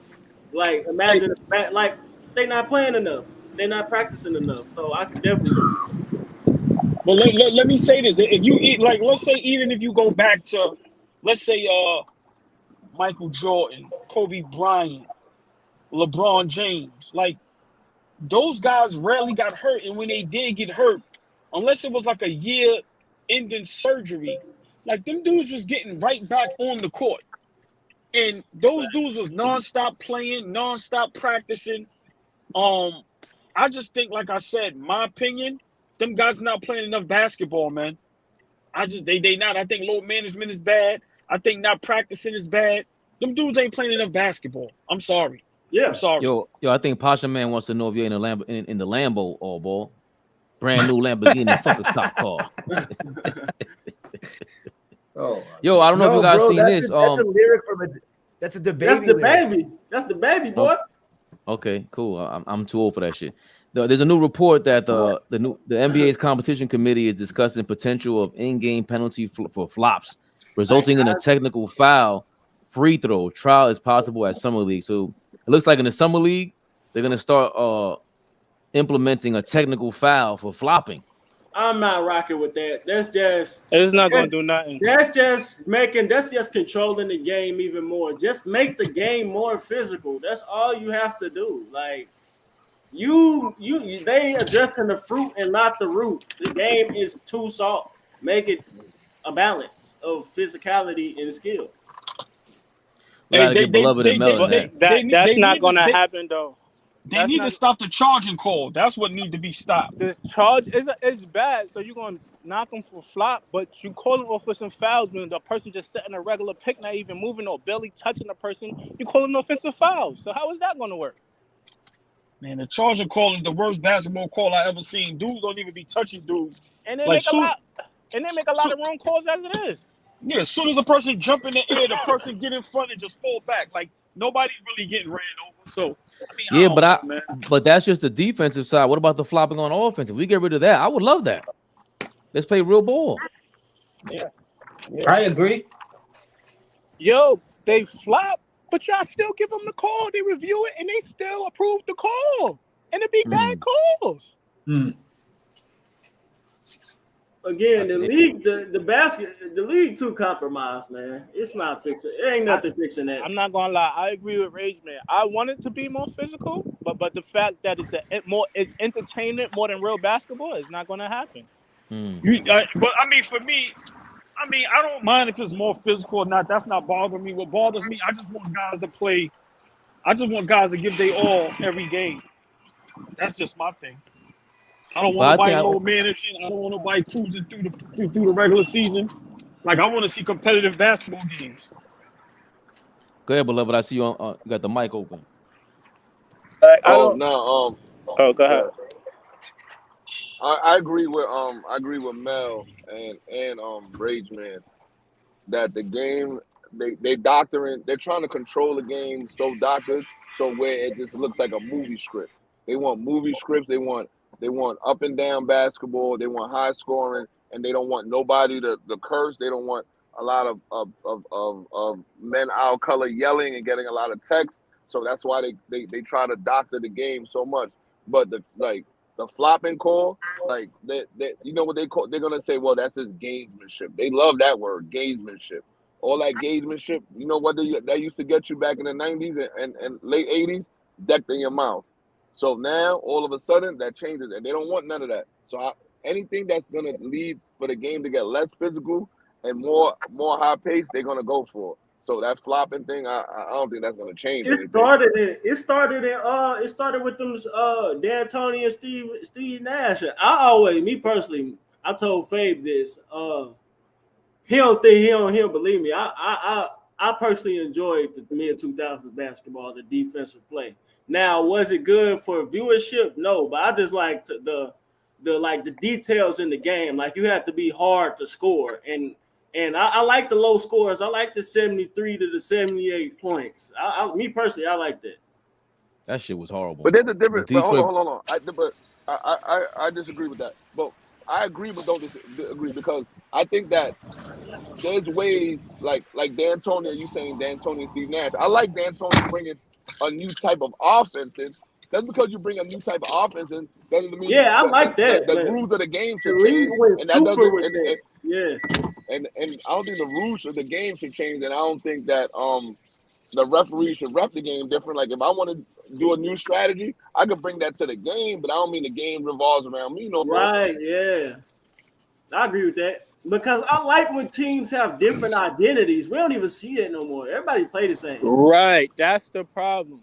It's not nobody like everybody now is running and gunning. You know, Steph and them started that. Okay, it's okay for them to do that. They got the best 2 shooters in the world. That's not supposed to be the recipe for another team that don't got the best shooters in the world. Y'all gotta find what's going to be y'all specialty, y'all system, right? Y'all specialty, and that's the problem in the league. Like, there's no way every team just coming down shooting threes or shooting threes. That's not, and that's why them teams don't win. Yeah, but Beloved hates when I bring this up, but they changed the rules specifically to help out these floppers. The Golden State in the mid 2010s, that was some flopping that allowed James Harden to do all that. Not just to follow through move. They just tried to change it 2 years ago. So all this soft kind of play, they put rules in place for that also. So if I got to make you think before you start flopping on offense or defense, I like that. Don't go. I want you to think about what you're doing right now. I don't care if maybe this is the first step. We'll figure it out. But at least I like the fact that they're at least trying for it. I don't want to keep seeing this shit, man. Like, I'd rather just see more basketball moves. I don't want to see that. Like, to me, that's horrible. Like, in soccer, they do that shit too. And I don't even watch soccer like that, but I'm aware of soccer, it. But look, though, soccer the most watched sport in the world. Well, it's a different context of basketball. Yeah, No, my whole thing is just like if you at the head of the whole rules committee and you're not making any attempt to try to curb this, and as fans we're like, yo, this is gonna take away from the game. Because I think I don't know how it is in, like, again, Beloved and Zach, they could speak to that what happens around the world internationally. They'll speak to, like, all right, the flopping is major in Europe on the ABL, or maybe I'll get Homicide on here one day and they could speak to that. But I'm not sure. I just think at least if the guys up ahead on top are putting these rules in and thinking about that, they're listening to us, because we don't want to see that shit. Right. But then that's why I didn't even hear everything, but I'm just chiming in. That's why niggas like all the Europeans come in, Luka, Greeks. I ain't trying to. Jokic. Hold on, Rage Man. Hold on, Rage Man. Yeah, go ahead. That's why they coming in and they killing and they getting these numbers and they making it look easy. Because across the waters, them niggas is strapping up. Them niggas is really playing deep. 94 feet, them niggas is trying to get paid. Them niggas is fucking you up, all of that. So if I'm playing that during the summertime, when I come to the NBA, yeah, it's going to be easier with this tic-tac fouls. And I'm going to look elite. Let me follow up on that, Mel. I ain't trying to sound crazy or like a conspiracy theorist. I think one of the reasons the NBA stopped being such physical and really start prioritizing players' athleticism is to, like, honestly, it's to de-black the league. Like, that's what made NBA basketball, like, that's why all the European players didn't caught up. Like, they didn't took, like, the athletic and physical portion out the game. That's what. No, I highly disagree. Me personally, I wholeheartedly believe that's one of the reasons. The reason why the playing field and de-black the league. That's my personal opinion. My personal opinion is that's all wrong. The reason why the Europeans caught up is because they play real basketball the right way. How they play real basketball? Let me finish talking. American basketball is me, ISO, James Harden, Paul George, 1-on-1. That's ISO. not American basketball. Yes, it is. When you in the basketball world, you're training to be by yourself. Rage, you can't you can't ask a question. You gotta answer it, bro. James Harden, Go ahead, the youth is is me, is who got the best package, who got the best bag. Even somebody I love, Kyrie, is all about Jokic, a perfect example. He plays for everybody else. He does everything. There's nothing this man can't do. Ain't too many U.S. players like that. All right, let me respond to that. James Harden, first of all, hasn't made the finals and he's not a winning player. So you cannot use him as an example. You have to use a winning player as an example. Jason Tatum. What are you talking He's about? never Anybody he's else? never won a championship. We Wait, hold on, I but keep can't changing. use him. What are you Keep talking changing the about, ball. Rage Man? What are you talking about, bro? You go talk, ahead, beloved. Hold on, Rage Man. Now, go ahead, Rage Man, finish, because I want to respond to Rage Man. right? That's Go a ahead, false. Rage Man, finish. I'm talking about the tippy top players. You saying James Harden style is American style? No, it's not. Steph Curry, that's American style. No, it's not. That's mostly for self. How Steph Curry's for self? He just has a great team around him. He's using a great system, but How mostly it's him Steph Curry for self? shooting He's from really half. one of the greatest off-ball players of all time. Right. So how is he for self? Go ahead. Finish your point. I'm asking you. Go ahead. Name some other players. My point was Steph Curry is American basketball. They again, you just made the point when the kids say I want to be Steph Curry, what they do? Go to the park. A nigga say he's 250. He gonna show you. He gonna shoot from half court. He gonna shoot from half court 50 times. Yes, it is, bro. What basketball world are you in? Yes, it is. Even Steph Curry say he don't tell people to do that. That's not his game. Right, but that's what people emulate. That's what the kids emulate. That's what the youth emulate. That's the college players emulate. What are you talking about? But hold on, Rage Man and Mel. But to Rage Man's point, real quick, Mel. There's another player that's American that some people consider the GOAT, and he plays the right way, and that's not selfish. That's LeBron James. So you can't say no. Right. Rage think he's a ball stopper. Right. It's one-on-one, bro. Example, no, hold on, y'all. No. Hold on, Rage Man and Mel. Listen, y'all. Call y'all Creed 4. I don't want to start no smoke. No, you good. But no, both of y'all make great points. But like I said, I kind of agree with both of y'all. Y'all both make great points. I don't know the reason. I'm not going to act like I know the reason why the Europeans come over here and do whatever it is they do. But my thing is this, and I've been saying this: when you call a game correct, when you call a game fair, them dudes is regular. If you're gonna call a travel, if you're gonna call technical fouls, if you're gonna call 3 seconds, if you're gonna call travel, what else? Just all the right calls. Listen, man, them dudes is not gonna get you 40 points. I disagree, bro. Hold on, because Beloved was way impatient. Hold on, Mel. Beloved was way impatient because he wanted to answer that. Go ahead, Beloved. So to Rage Man's point, the way and me playing basketball and coaching for the last 12 years on a high school and middle school level, you have to adjust to the game, right? So now when you adjust into a game, right? So when you getting your kids ready for school, right? You have to teach them 2 things: how to pass the ball through a zone and not dribble through a zone, right? So now when I do those work, that's team basketball, right? So you dribble, you pass the ball through a zone. Nothing moves faster than the ball, right? But when I do individual workouts for elite players, all we do is call island work. You know why you do island work? Because coaches at a high D1 level want to see when as soon as they go man to man, what you're going to do on that island. So I hate cone work, but cone work at a certain point has to be done because you have to get that retreat dribble, snatch back 3. That's the way American basketball is played at a high level, higher than just going D2. If I'm coaching a D2 kid, shoot the ball off the screen, know how to turn, know how to set a pick and roll, open up the right way. If I'm training a high D1 level player, I'm teaching him how to come off the zone, come off a pick, shoot the 3, come off the pick, in and out, side step, 3-pointer. That's the way the game is played. You do not want it to be played like that, and you're naming one anomaly out of 7 million people that's trying to do basketball. You're naming an anomaly of 1, maybe 2. Reggie Miller off the screen, Ray Allen, and Steph Curry. That's 3 people out of 100 million people that see the game the same way and the way people are recruiting the game. I don't care what professionals do. You got to watch how the game is recruited and how these players are getting contracts. NBLs, EBYLs, things like that. As soon as that person gets the ball, look at all these highlights of the EBYL. The highlight is on the wing and there's no help at all. The person's dropping the person, pulling back and shooting the 3. You may not like the game that way, but that's the way the game is called and coached right away. All ball games, my games, and Fabian came to my game. The first thing they heard me say, 1-4 high. I'm giving it to my best player on the wing, and I come roll, set the pick. And that's an American style. Yes, that's the way you have to coach it.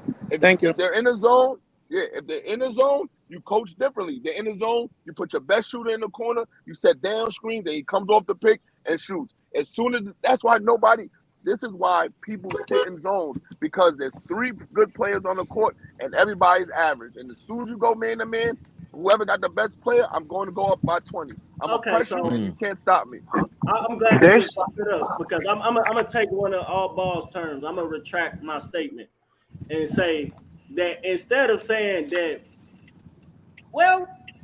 I'm leaning more to the NBA changed from physicality and athleticism into a more European style, so they can accommodate these foreign players rather than what I previously said. Well, Can I give you an international perspective a little bit? Go ahead, Bernardo. Because like when you think about American basketball, it's like when people think about Brazilian football. It's like we think about the style and the handle. That's the image, and the dunking, obviously, but it's the skill of American players that's usually so above everybody else. And that, like, if you watch a European league or any other league in the world, the level of skill that you see in college in the US is so much above the rest of the world. And that's what separates you guys from us. And I don't think that's lost in the NBA. But one thing that I see is, like, you're talking about physicality. Like, I can argue that maybe 3 of the 4 most physical under 30 players in the league are like, it's Embiid, Giannis, Jokic, and Zion. I think that's the 4 guys that impose themselves physically in the game. And like, I'm not sure if there's more physical players than that. No, I'm saying like amongst the superstars, because like if you look at guys like Durant and Curry and Lillard and Harden and all those guys, like they're more skill-oriented players than anything else. And one other thing that I wanted to say is that I think the American basketball is starting to come up against a wall that the youth system in the U.S. is the youth system around the world in basically any sport is a professional one. You come into the system of a professional team and you start being trained since like you're 12 years old to play a professional game.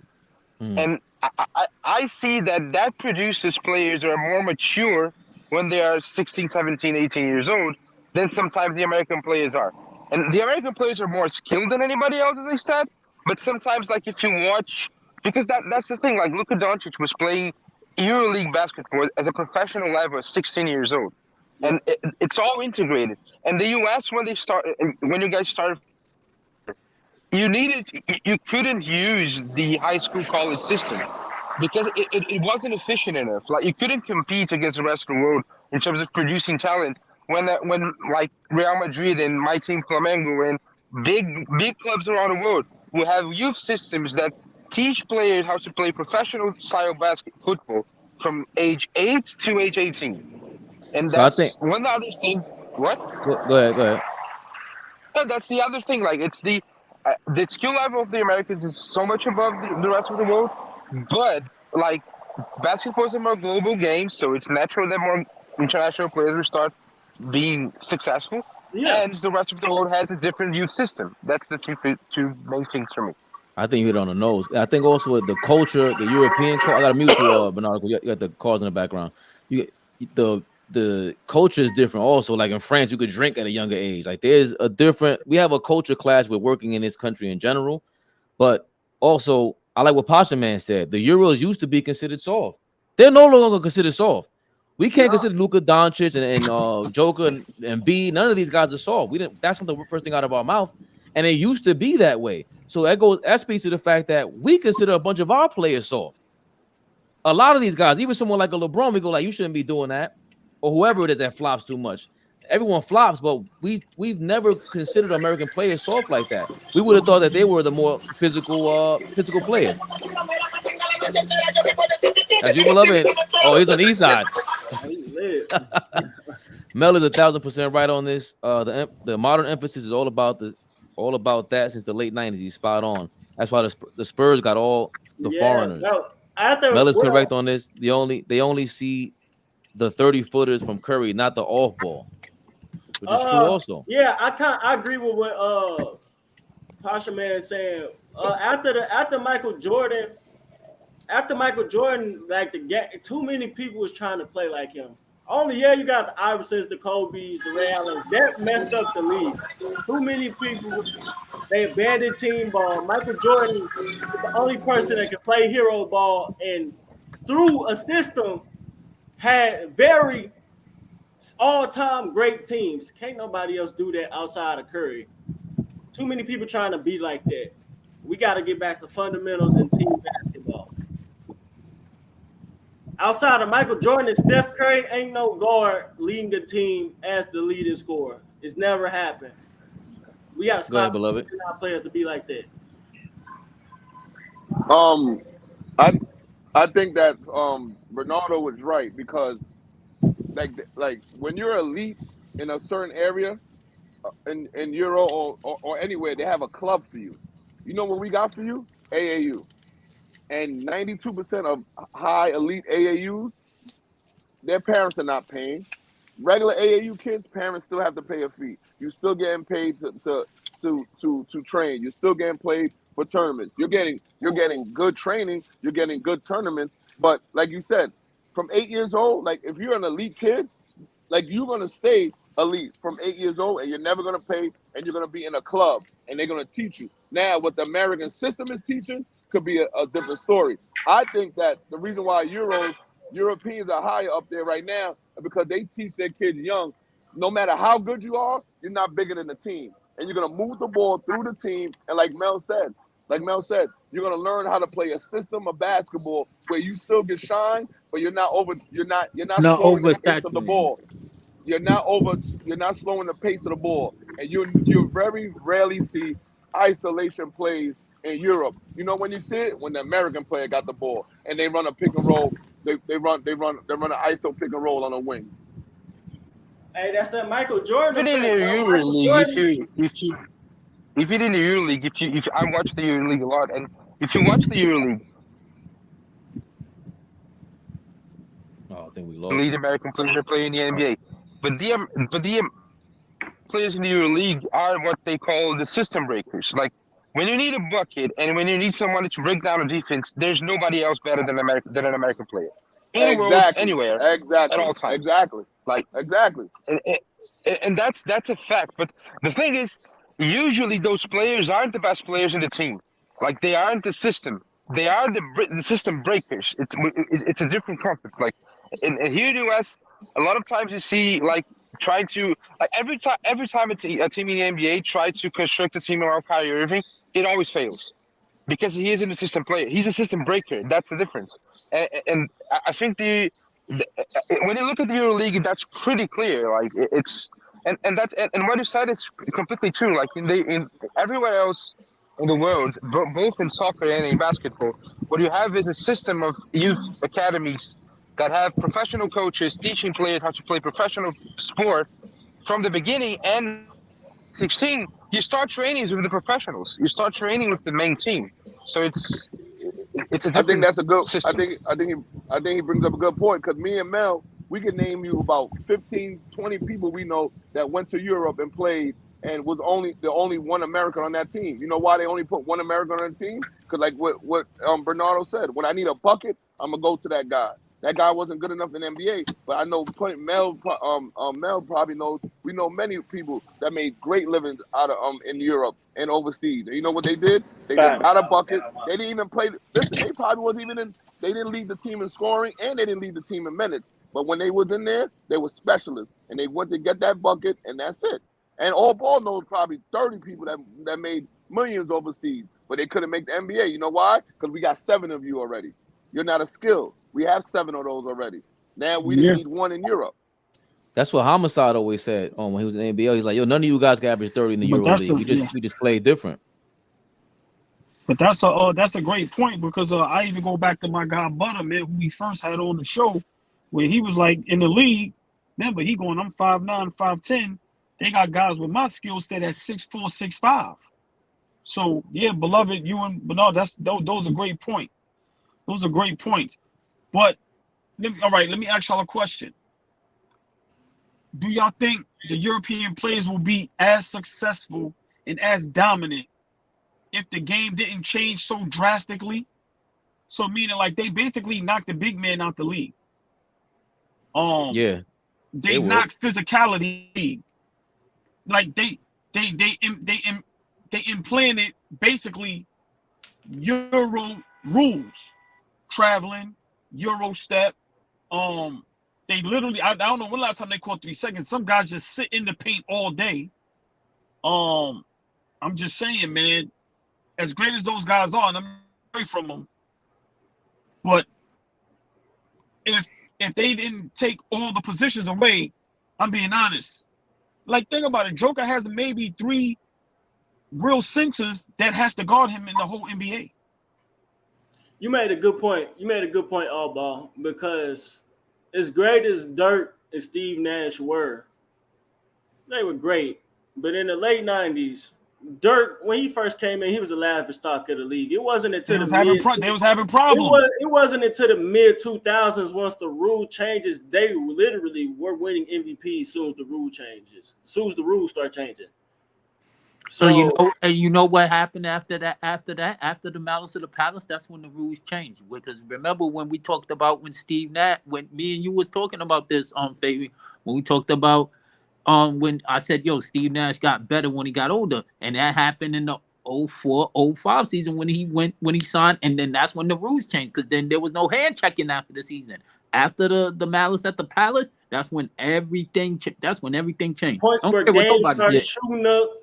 I don't care what nobody say. That's when that season changed, because they wouldn't just change the rules just after that season. If there was no Malice at the Palace, it probably would have still been a little bit more. The game would have still been a little bit more physical. Nah, they were going to change the rule. They were going to change the rules to zone defense, and they had remember when Michael Jordan, the Dream Team, changed everything. And back then, I just think that is true. But the game was still physical after, though. That's fine. But what I'm saying is that when the Dream Team was out there, they slaughtered everybody around the world. Everyone caught up. It wasn't just the rule changes; they were playing the same rules around the world for that 10 years. That 10-year span. You had all these other guys, the Dirk Nowitzkis of the world, Embiid, Giannis. Akeem Olajuwon is not from here, so you have players. Arvydas Sabonis never got to play here in his prime. So there's plenty of players that would have been, the more popular basketball gets, more players start playing towards that. That's why you don't have as many. Let's say you don't have as many black dudes from here playing baseball because it's not as popular over here like that. But can I? Once the sport becomes, we can hear you. Once the sport becomes more popular, I would think that those players want to come here and they're going to get better. I get your point with Akeem Olajuwon, but I want to kind of give some credit to Moses Malone on that. He helped him out a little bit. Okay, but he's still Moses Malone's not from here. Akeem Olajuwon, Dirk Nowitzki. I don't know if Dirk would be Dirk. I think they would have to adjust their game. I don't know if they'd be on that same level as in the 2000s. But and it's kind of hard to find mad 7-footers that's gonna bang and rebound and run the floor and be mobile for a long period of time for mad years. That's hard, bro. To keep finding them players at a rate like that, that's hard. It was.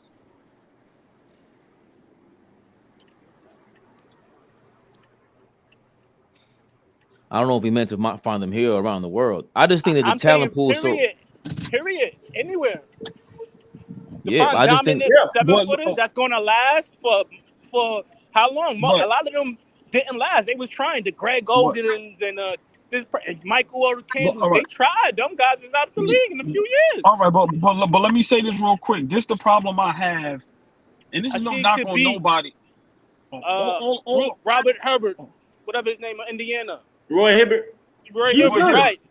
They tried to find them guys though, and Mel, that was after the rule changes. You know what I mean? Like all boys saying, if we never change the rules, would these guys still be as effective in the league today? All right, hold on. Prime example. Let me just make a quick example. So you see how. Hold on. I just think once the rule changes happen, any kind of player, every player has to change their game. But Fame, listen what I'm saying. Quick example. I'm sorry, y'all. Hakeem Olajuwon, as great as he was, look what he had to go up against, right?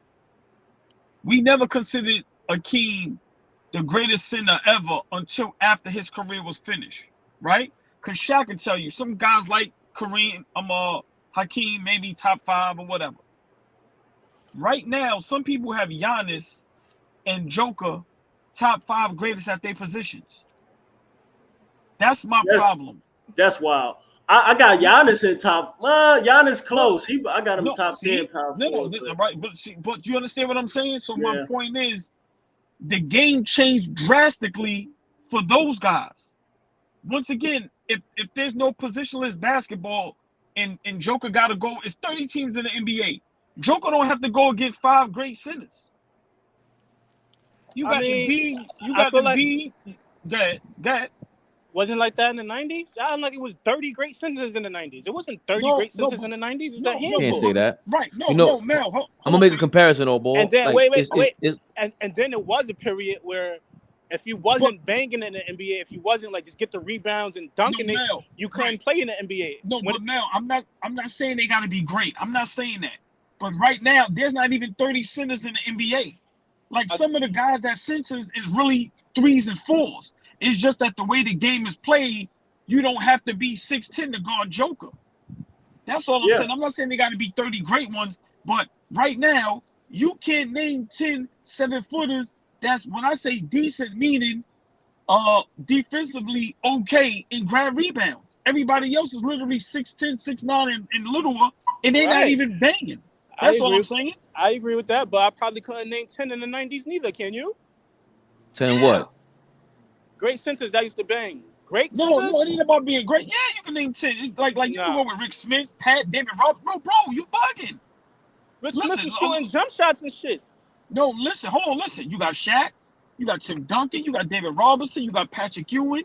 You got you got my guy. I just said his name, Rick Smith.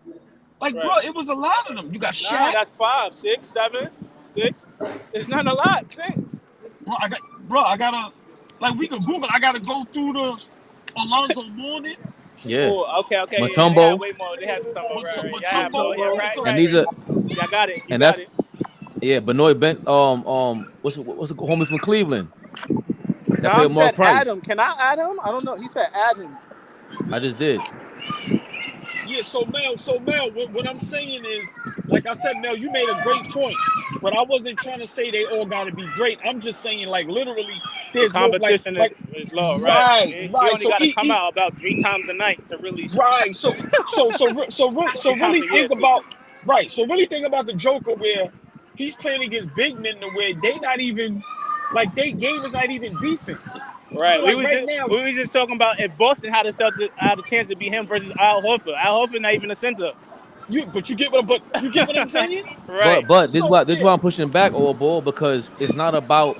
To me, okay, that's one of one. All right, Joker, you put him back then. He's only one guy, but they're gonna have more guys around the league, around the world that can go play in the era in that style because it wasn't popular back then. Right. I feel like in the 90s because I feel like they changed the style and they might have changed basketball, but I don't think that's the reason the NBA is soft.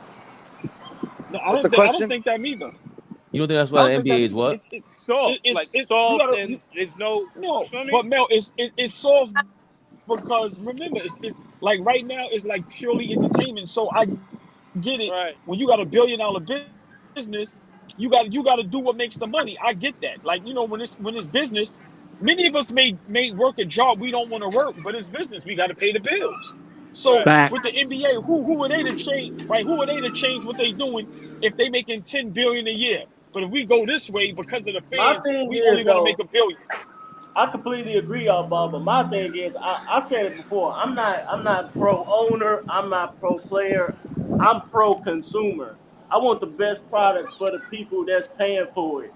So when when they I agree. deliberately giving out trash when you could be getting more or getting quality, it just don't make sense. Wait, what's the argument? Or not this argument? What's But the discussion? best product sometimes don't.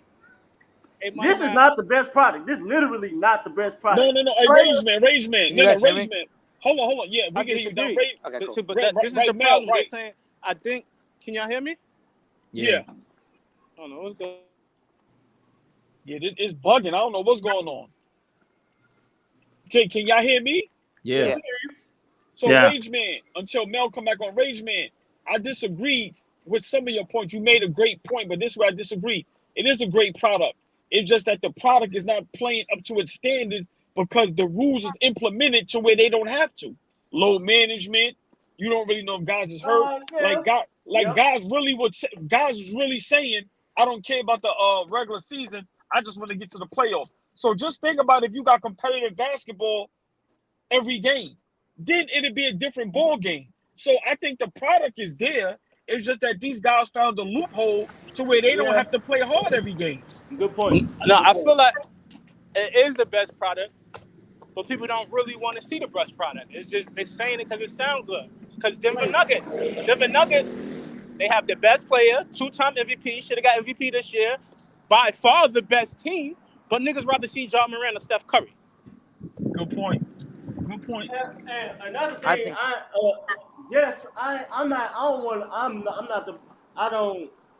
it's not my right to say who deserves what money wise and all that, but when you not drawing as much money, because the NBA is contrary, as much as they want to say it, they're not making money. They had to take out a loan to run the bubble. They were broke at the time.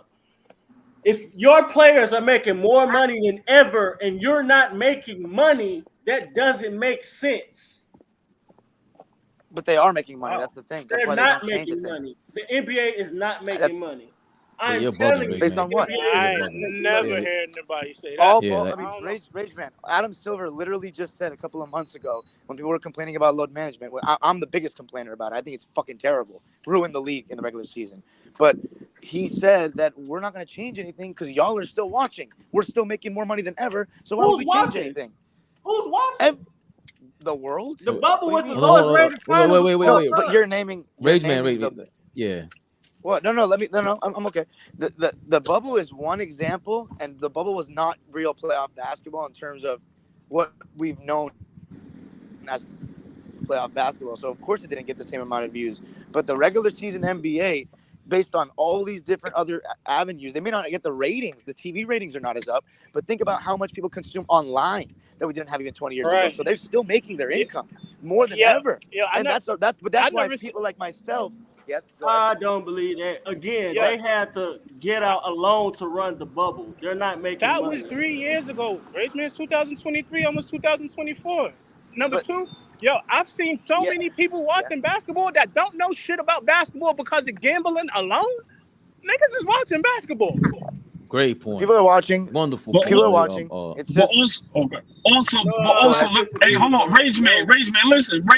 Let me explain to you why you wrong, right? I understand your point, but right now, this is why I'm gonna tell you wrong. But this is why basketball is the best sport. Because for one, you can see the stars and you can touch them. Football, you can't see them. Baseball, I'm being honest, nobody ever, that's America's game, but it's too expensive. Basketball, bro, people can see their stars, people can touch their stars. In basketball, you can actually be involved in the game. Like, look at the seats in baseball and look at the seats in basketball. So I'm not denying the popularity. I'm going to get but those people, but Rage, the popularity, those people are spending money. It's not making as much as it was in the 90s. This is not true. You can't say that. See, well, I think Rage Man, I think you're confusing viewers, how you say that, the viewers and the ratings with the popularity of it and the sales of everything. Money, revenue. Yeah. I'm talking about Rage Man, listen to what I'm telling you. You're confusing viewership where Michael Jordan was at the peak and Golden State Warriors were at the peak of viewership for an NBA championship finals game. That's not what they're interested in. They're no longer interested in that because of social media. That's why Adam Silver really doesn't care about highlights. He doesn't go after you and give you a copyright strike for that because he knows that the game is so popular. They would rather you repeat their highlights. because all we're gonna do is keep sharing the NBA. Look what we're doing right now. We're talking about the NBA. Hold on. That's all they want. You made a great point. Why you think Adam Silver going global? It's not because they making money in America. It's because the league don't mean shit in America. They not making money. So then that's two here. different things. So then you're saying two different things. Or is it making money or it's not? Is it It's not making money here or it's in not? America. I said that. No. That's a different story. If you're saying that it's not making as much money here than in the 90s, of course. Now you can't even compare that, and I doubt that. But internationally, that's the whole point of them expanding because there's more money out there. They're never going to make the money at the NFL's making. But fellas, how we fix this conversation? That's what Google was for, right? Well, it's going to go up by at least double the amount because they made 8 to 10 billion every year in revenue. Hold on, I'll look it up. NBA. Yeah, but I mean, but you know, just kind of bringing the conversation back. Like I said, I just think the game. I mean, from an entertainment standpoint, the game is in good hands because, like you said, with the gambling and just people wanting to be involved. But as far as just the game itself, basketball, like I said, man, I just think, you know, if they just start calling the game fair, you know, I think they'd be okay. Stop letting guys get away with travel, treat everybody fair, stop letting people not get texts, call 3 seconds. You know, I just think little things, man, the way it's just real basketball because with young kids nowadays, you know, they like when you see kids celebrating after a score and the game is not even over. To me, a lot of these players is being bad role models, man, and just little things need to change. If that starts with like the Agree. youth thing, that starts from the bottom up. Nah, that starts from the top. Whatever happens in NBA, everybody's emulate if you playing basketball, college, high school, it emulates to every level. And that goes from the bad reffing to the taunting to the bad calls to the all of that. Whatever happens in the NBA has happened everywhere in America. So this is a chart of since 2001 where it was at $2.6 billion in revenue, and then it jumped up to 4.5 in 2013, and just in 2021, 2022, it jumped up to $10 billion a year. So it's been between $8 to $10 billion the last 4 or 5 seasons, and really during the pandemic when they lost a lot of money, they only made $6.4 billion. So it's gonna keep growing. And I think and that's ever since the international revolution, right? Like all these international players came in after 2000. Exactly. So we add in a whole different demographic. I'm talking about domestically. America, this is not a profitable company. This is why they're going global. They're not profitable? No. You sound crazy, bro. Okay. That's fine. I don't understand. But their biggest man just showed you a chart and you still got your own opinion. The facts is right there. That's not an opinion. I just said he included a whole different demographic that was once not there. Right. It's there now with they making money, right, man? What do you don't get? Yeah, but I don't understand. But who cares? They don't even like they'll divvy that up however they do. Nobody. Yeah, I don't understand. Rage man, if they're you can't even prove that they're making less money than the 90s. That's what I'm trying to tell you to do. Like, how can you prove that? Right, prove it for us, Rage man. I can't find it because inflate. Yeah, good cap inflate. Oh, you're talking about cap inflation. No, the TV deals are way bigger. Let Rage man do it. The TV deal is why they're making so much more money. Yeah, but it's not close because all the TV deals are coming from American companies. These are all American digital companies. Google, Facebook, or Apple. These are Amazon Prime. These are all the guys in the running to offer these TV deals. ABC, all that is ESPN, that's Disney. These are all American companies. So everything's coming from America. We have more nationally televised games these days because of that too. Right. And even watch what football is doing. Football just put one of their games on Amazon. No. One of their playoff games on Peacock for a streaming channel, a streaming app. That's changing everything. So I mean, it's going to be crazy because now when they go back, NBA has to go back and talk to like the Amazon Prime. They're gonna have to talk, and they have to follow the NFL suit. So again, we've been talking about this. That's why the CBA deal, they had to close it real quick because they knew all this money was ahead of them. And also, Rage Man, you can't say that. Maybe depending on what city you're talking about, because of all the big markets, the Lakers, Dime, what is it? What was that? Clipper Vision? all that stuff is in the big markets that keep giving the money to the NBA, and the deals are specifically tied. The contracts are specifically tied into these big market deals now, so that the superstars can get a bigger bite and can actually get an investment out of the team now, because they're going to be tied. Their money is going to be tied to these local, like the MSG network in New York. They're going to be able to tap into that now. Waiting for Twitch NBA deal. Yeah, Twitch is Amazon. So all this stuff matters. I just can't see how the game hasn't grown. I don't see as many people talking about basketball in the 90s as they do now, Rage Man. Everything about it. I don't know. It's just way more. And maybe you're hitting on a key word in terms of profit, because profit is different than revenue. Go ahead, Rage. Yeah, I ain't trying to get into all the financial terminology again. I just don't think it's as profitable as people say it is. You just on your conspiracy. No, it's not a conspiracy. That's just again, this is a fact. You can look this up again. Mm-hmm. If you have to take out a loan to run a 4-month tournament, you have no money. Wow. Isn't that because the league lost a ton of money though, because the season got cut off? That's a huge loss for them. You know what I'm saying? There was a huge loss. That's the only reason they did it, is because they were losing money because they had to shut down the NBA season. But even also before, but what does that say before? That means you didn't have enough money before. That means they didn't want to spend the cash. Remember, I think about, let's say like they made $6 billion that year. The years before they were making $7 billion, $8 billion, $8 billion, almost $8 billion. Now they're about to make $6 billion. That means they lost $2 billion off the rip. Where are you getting that money from? Well, no, I'm saying where the rest of the money? What do you? That's what I'm confusing me. Rich people take loans and get rich people and get richer for other people's loans all the time. What are you talking about? 1,000%. People take out mortgages. I'm trying to get you to like raise. I'm trying to understand what you're saying, because that doesn't indicate that the league or basketball itself got less popular. I think personally, from what I've experienced, it's way more popular now than ever before. I see more women involved. Basketball sport is more popular now than ever before, worldwide. No, but he's saying in this country. Hold on, fellas. Can I ask y'all a question? The money thing. I don't know how we can figure that out, so I don't want to like ask that. But the popularity thing, are y'all sure right now the NBA is more popular when it was like Barkley, Jordan, and them guys? Y'all really think that? No, in this country, worldwide, yeah. No, I'm just asking. I'm just asking. You got the Steph Curry's, John Morant's. You got the LeBron, Zion. You got the jerseys, the different sneakers, different colors sneakers. Like, yeah, I think so. Yeah. Because now there's more things available now. Right. Now, hold on, y'all. Listen. Wait. Listen, y'all. Listen, because I think this is a great argument. Listen. Here's where I'm going. Back in that era, we had rivalries. There's no rivalries right now.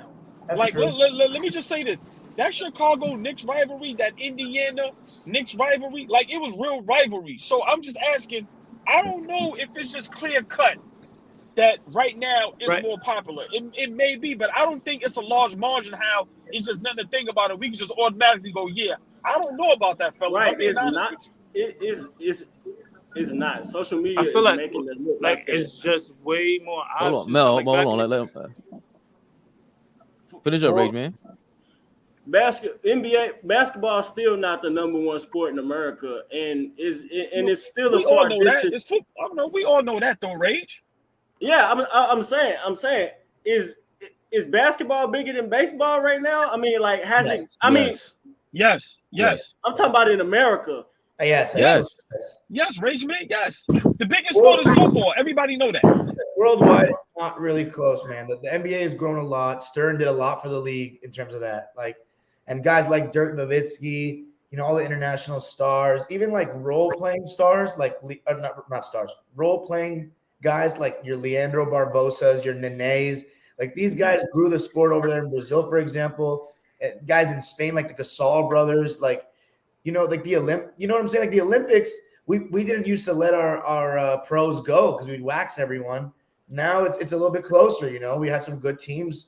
Look at how many good players Canada's producing now. You know, like, I just think the sport and basketball has definitely grown worldwide. I mean, there's no debate to me. Yeah. But hold on, y'all. The like debate I'm asking. In the 90s, hold on. Go ahead. Hold on, Mel, real quick, because I want y'all to answer this.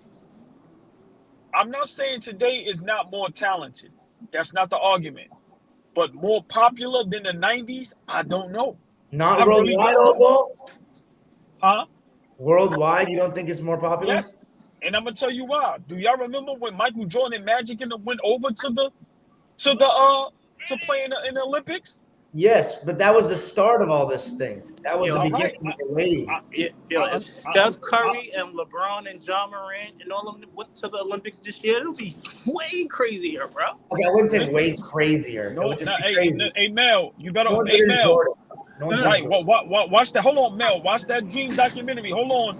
Listen, when Jordan was on the court. All right, so hold on. Let me ask you a question. When Jordan was on the court, hold on. When Jordan was on the court, the opposing team was taking pictures and wanting autographs, bro. Right. Okay, but that's a perfect example. That was one man. I think I'll give you Barkley. No, that wasn't one man. Magic, Larry Bird. It was that. Larry Bird. Right. But what I'm saying is, you got that for every team nowadays. Like Memphis, niggas wasn't going about Denver. Niggas wasn't going to rocking Denver jerseys like that and going to the games and really supporting them and buying sneakers and buying jerseys. Every team, or Milwaukee, like even the little cities now, they lit, bro. It's just more options, bro. I don't That's a know great about point. that. What do you mean by that? Even back in the day, you know, it was a specific team. Unless you was like a diehard Knicks fan, you know, it was the Bulls. Niggas was not Jazz fans rooting for the Jazz. Now every team got diehard fans, bro. Mel. I think Mel is right. No, he's not right. No. Hold on. He's right. Sean Kemp and them. No, he's right to a certain. No, he's right to a certain extent. But like the whole NBA, they was not supporting the whole Mel, NBA like it is Mel, right now, bro. No, Mel, listen, hold on, Mel. You're right to a certain extent. There is Jazz fans out here. There is San Antonio Spurs fans out here. That's my age and up. So I'm not denying that there's more now. I'm just saying popular. Listen, what I'm trying to tell you. I don't know. That 90s, bro. Just like these dudes was rock stars. I think them niggas was rock stars too. So y'all can be right, but what I'm saying is it's not a large gap. Like some people may go, yeah, man. That's all I'm saying. I think it is, bro. But we have to consider the implementation of social media. Man, that shit don't matter, bro. You literally had to make an effort to go see these people. That favors this era's popularity. Right. Listen, all right, okay. I think, okay. Yeah. You got Jordan Poole, a bench player, come off the bench. He's one of the most popular players. He's one of the most popular players. What are you grading popularity off of? Like what? But that helps. But that helps. He's top 15. He's top 15 jersey sales in the NBA, and he has like 10 million Instagram followers. He's popular as fuck. What are you talking about? Right. But fellas, now let's compare that to the 90s. What bench player is like that?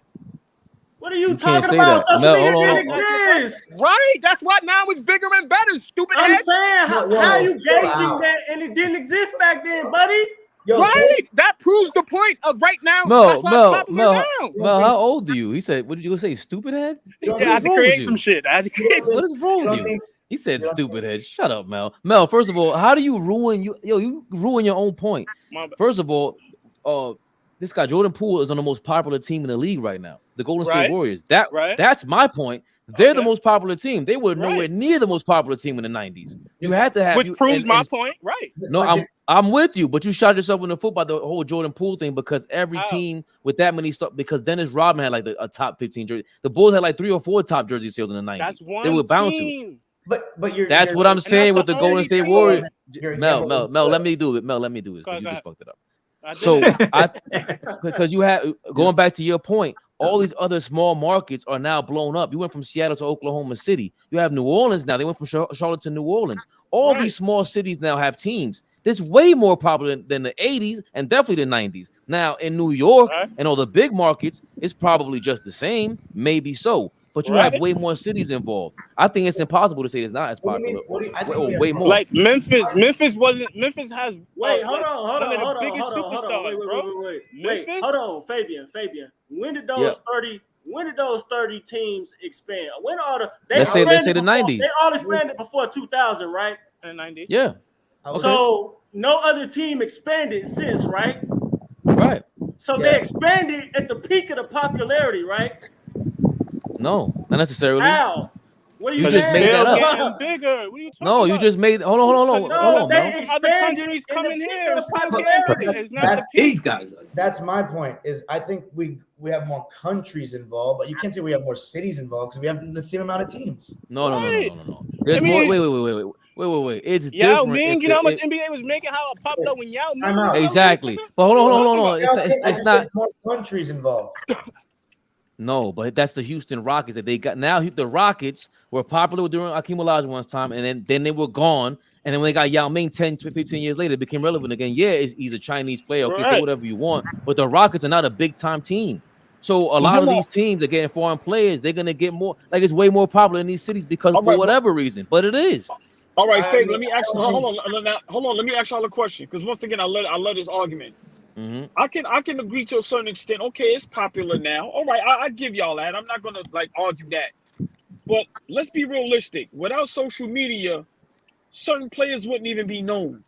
For sure. So, right. So what I'm saying is, so that kind of helps my point. Like, look at what them guys was doing in the '90s without social media. Like, a lot of them dudes couldn't walk down the block neither without people going crazy. No, only a few of them. Not a lot. Not a lot. I could counter that though, because their social media back then what will go viral is blending audiences. Like you go on MTV and be in the music video, you go in a Nike commercial, you in Gatorade. There was no internet back then, so you had to do comparison to social media. And I'm not saying it is, but in order to go like then walking around and nobody know them. I be seeing Michael Cooper, all types of niggas. Niggas don't know who these niggas are. Chill out. Michael Cooper gets recognized by people. Bro, he lives in Culver City, bro. I see that nigga all the time in the supermarket. Nobody even know who he is, bro. Mel, don't name my all the Mel. time. I know. I'm just setting an example. Don't do that, but don't hold on. Don't say a No, player. time out. Can I say something? No. I'm not saying they not played popular. 20 years, bro. Come Let on, me man. defend my city real quick. It's not that people don't know who he is. It's that in LA we see guys like that everywhere, so nobody bothers them. But everyone knows who Michael Cooper is that knows anything about basketball here. He's very popular. Right, but nowadays you don't have to know basketball to know these dudes. That's true. But Michael Cooper is a sixth man. Like I think you had to know basketball to know him. I feel like maybe you guys. Yeah, but that is improved. That's what I'm trying to explain. Like I understand what All Ball is saying. Social media does increase these guys' the popularity. It has to. We can't. But there were certain players in New York. John Starks was damn near a household name because they were that popular. So obviously, social media is going to do it. The internet is going to give you a different level of exposure. Put it like this: back in the '90s, you probably could name 10 or 20 players that couldn't walk down the street. Right now, you could probably name 50, but half of them is being helped by social media. But either way, that was our point to begin with. Yeah. No. My point was, remember what I said though. My point was, I agree with y'all, but I just don't think it's like clear cut. I don't think the gap is that big. I think they conflating the ability to reach millions of people with popularity. Like, all right, so but like back in the days, how many NBA sneakers y'all was rocking? How that don't make sense, Fame? Because your potential to reach that many people has to include popularity. Like that automatically is like my potential to reach 100 million people right now is based on what? No, not. Oh. You know what I'm saying? Like the potential, like any potential that has to be, you have to infuse popularity, regardless of the tool I'm using, the social media or being in a movie. It doesn't matter. So I understand what All Ball is saying, but the point to begin with was, is it more popular now than back then in the States? And it has to be, and primarily maybe because of social media. Let's give it to social media, but it has to be. Oh, yo, Phoenix Plays E wants to know: did the '90s players have stands like we do today, who damn near worship role players? I ain't never seen. It wasn't until a couple years ago I never knew the amount of Draymond Green fans existed. That ass. I did not know that segment of people existed. I owe you 6. Remember? Did we worship like Rodman? I don't think we worshiped them. You know what I'm saying? No, like I would say this. I don't even think it's more popular. You know what? He just brought up a good point. I don't think it's even more popular. I think the phenomenon of fanboyism has gotten bigger. Oh, 100%. Fanboyism. Like LeBron James, dude is not popular. He's not. Like, dude is not a ratings draw. He's not a ratings draw. You look at the most viewed games. Yo, hold on. What do we need a call? Hold on, Rage Man. We got to start calling this segment for Rage Man something. the rage rule or something like that. Because what the fuck is he talking? LeBron James is not popular. It's crazy. I'm talking about drawing viewers. The most viewed games outside of the Chicago. You look at the most viewed games in the last 20 years. Most of them occupy the Golden State Warriors or the Chicago Bulls. It's 1,000%. Right. The biggest super team in the last 25 years. LeBron made a lot of money for the league. That's nuts. I don't understand the either way. Were there stands in the 90s for role players like there are today? No way, Phoenix plays it. I just said that. Yeah, not to this level. Kurt Rambis, yeah, you're right. Kurt Rambis had stands, but like, yeah, you're as you said, it's not like this. Yo, Kurt Rambis in this day and age, there'll probably be like a revolution of dudes wearing goggles in the street or bringing to the basketball game. Yeah, hell yeah. I think this age is different. Bro, Yeah. I came to LA. Before I moved to LA, I came to LA to buy a Dion Waiters jersey, 2020. He's not a superstar. Niggas wasn't doing that in the 90s, I don't think. Maybe. You said about who? A Dion Waiters. That's my favorite player. Really? Yes. How come? Syracuse? Huh? Because he probably know him. Nah, I seen him play in high school. I seen him play with Tabarius. I went to go see Tabarius. Tabarius High was number 1 at the time. And Dion Waiters, he had like 40 and like 20 downs. I'm like, yo, this thing is better than Go ahead, Alvo. He was like in the 10th grade. I'm like, yo, he's better than number 1 player in the nation right now. And I just followed him since then. He wasn't like, and I didn't know he was going to the NBA yet. You know, he was kind of chubby. He just played like a chubby D Wade. And I just followed him and he made it to the league. I was like, fuck with that. Yeah. 25s and 50s. He's somebody that I feel like would be crazy in high school. Right. What is that? As you Rockstar Mel? Yeah, it's Rockstar Mel with that fucking LA street talk. Yo, beloved, what's going on? He said, yo. Oh, maybe the link. I gotta send him the link. 1 second. Yeah, I ain't gonna lie, man. I think sometimes y'all don't get them old guys enough props, man. Yo, you know that's not me. Nah, I know. I mean, I'm not. I just think this cap that the league is the NBA is popular. It's but not. I'm not. Yeah, but hold on, Rage. But I'm not singling nobody. Hold on, but I'm not singling nobody out. I'm just saying, just in general, like, you know, you got to remember, man, like how we got rock stars now. Yo, man, there was a lot of rock stars back then, man. A lot. Patrick Ewing was a rock star. Jordan, Barkley, like it was a lot, man. It wasn't how guys think it is. Like a lot of them dudes couldn't walk around either. You know what I'm saying? You had the Magics and all that type of stuff. So I just feel, of course, you know, today, you know, with more of the youth watching the game and emulating the game and social media, that plays a part. But to me, that just goes to show you how legendary and great those guys was back in them days because they didn't even have all that. So imagine a Barkley with social media, shit like that. You know, great point. That's a great point, oh boy. Yeah, but every era has their superstars. Like it wasn't as many. It was like the 90s introduced the one superstar per team. The 80s they were all configured to one team. Now you fast forward, they're about to have a bunch of superstars from around the world with different teams. You know, for all 30 teams, it's gonna look like. So I just that like look at it like a super group, like how you say like an NSYNC or the Backstreet Boys, whatever. Once something gets so popular, even the dude in the background looks like he's 50 years old, doesn't belong on TV, doesn't belong with a boy group. They get super duper popular because they're attached to the whole, you know, the whole phenomenon. So I don't. Yeah. Right, and then dudes is coming super fans before they even get to the NBA now. Back then, they didn't have the internet to even see that. Yeah, Mel, Mel made a great point that I gotta agree with. Like I said, with social media, some of these guys, like you said, they're famous. Like a prime example, PJ Tucker. Kids are run down on him because he's the sneaker guard. So a lot of these guys, they have a fan 2 base points per game. that has nothing to do with basketball. So with that point, Mel, you definitely make a great point.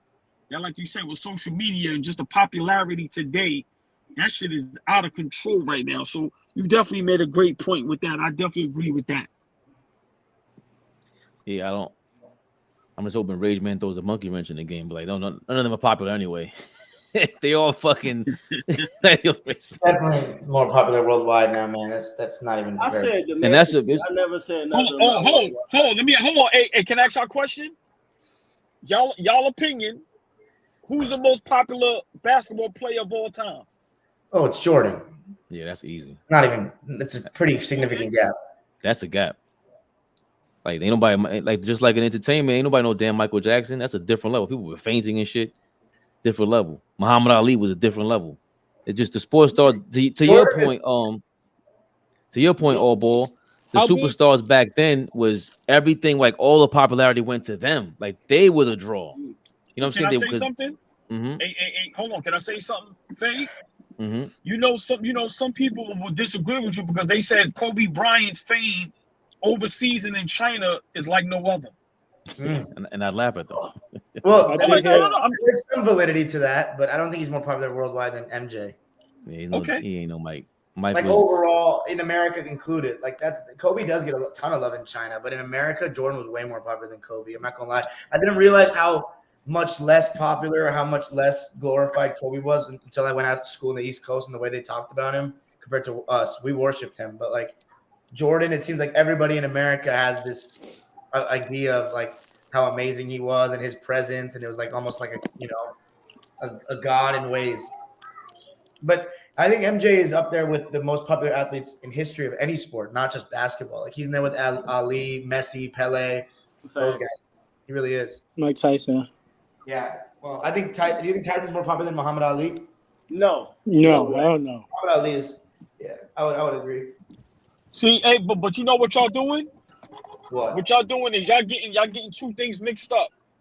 We not talking about important. We talking about popularity. Mike Tyson was the most popular person on the planet Earth at one time. That's what I Yeah, Muhammad Ali was the most important. But remember, we talking popularity, y'all. No, but that's the thing. Him and Pele, Muhammad Ali and Pele in football, soccer, it's a different level. And Mike Tyson, when you're the heavyweight champion of the world like that, especially back then, I don't know about now. The heavyweight champion don't mean the same thing, bro. When Mike Tyson, that early 90s, Mike Tyson, that shit went out with him. With the heavyweight champions, that was out like from Ali's, from Jack Johnson and them until Mike Tyson. That was like being Michael Jordan and them. Oh, yo, no. Mike Tyson was a rock star. He was Floyd Mayweather before Floyd Mayweather, if you really want to put it in that.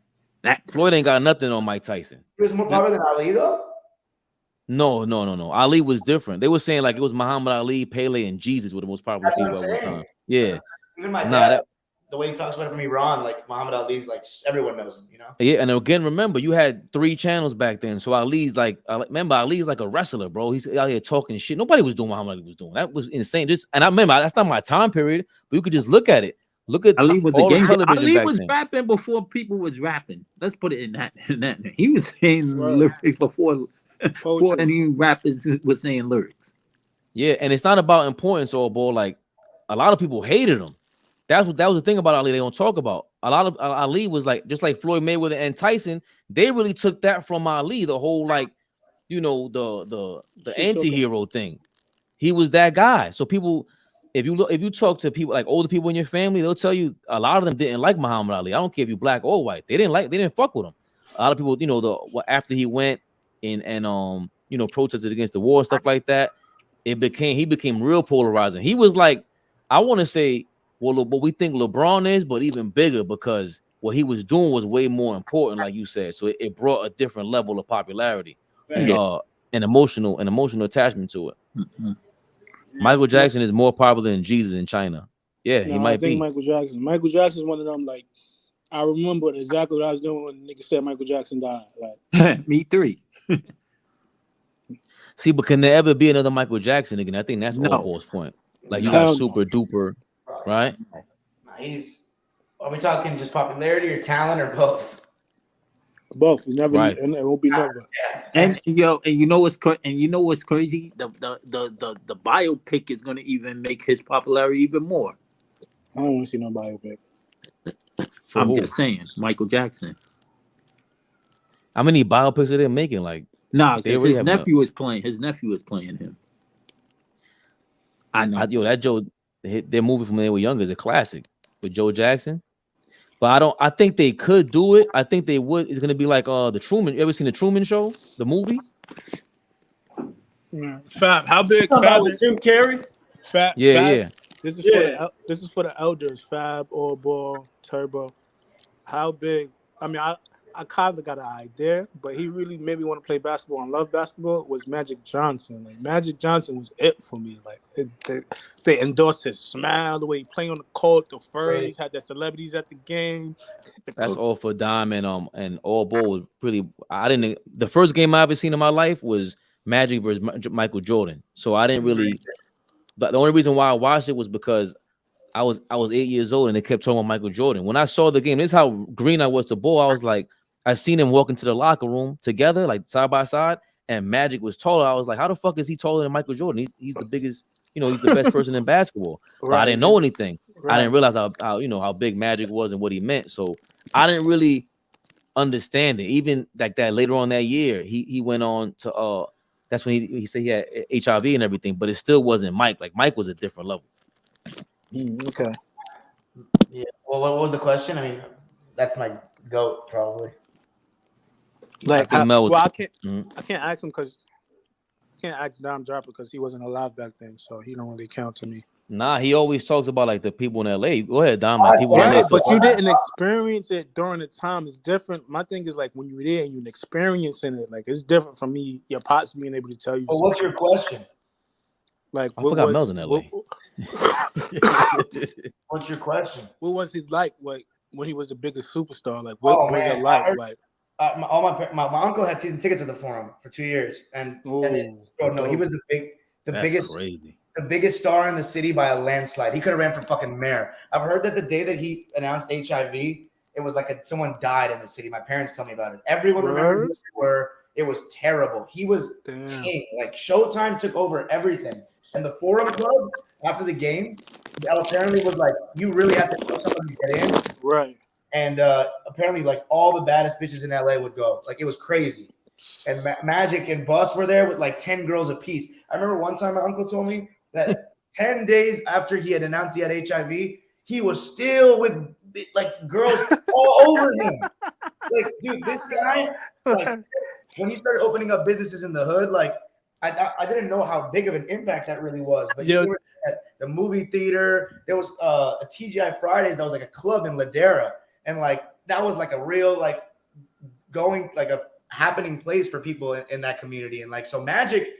So I actually just asked, funny you asked this. I just asked this question to my followers on Twitter, and I said, I want people that only lived through Magic and Kobe and Shaq and Kareem to tell me who was the biggest star of all these Lakers in the city at the height of their prime. Because I experienced Kobe's, and he was like God, but nah, bro, they all said Magic by a lot because he was way more invested in the community, and obviously Showtime like was the biggest. So yeah, Magic game changer. They were game changers. Star in the history of our city. I think that's my opinion on that. Yo, Dom, I gotta get going, so shut this down when you could. Okay. All right, fellas. You gotta go pick up Julius. Shut the fuck. What is wrong with you? Well, that's a real question. Yeah, but we'll say names on here. What's wrong with you? You gotta go pick up your son. Yes.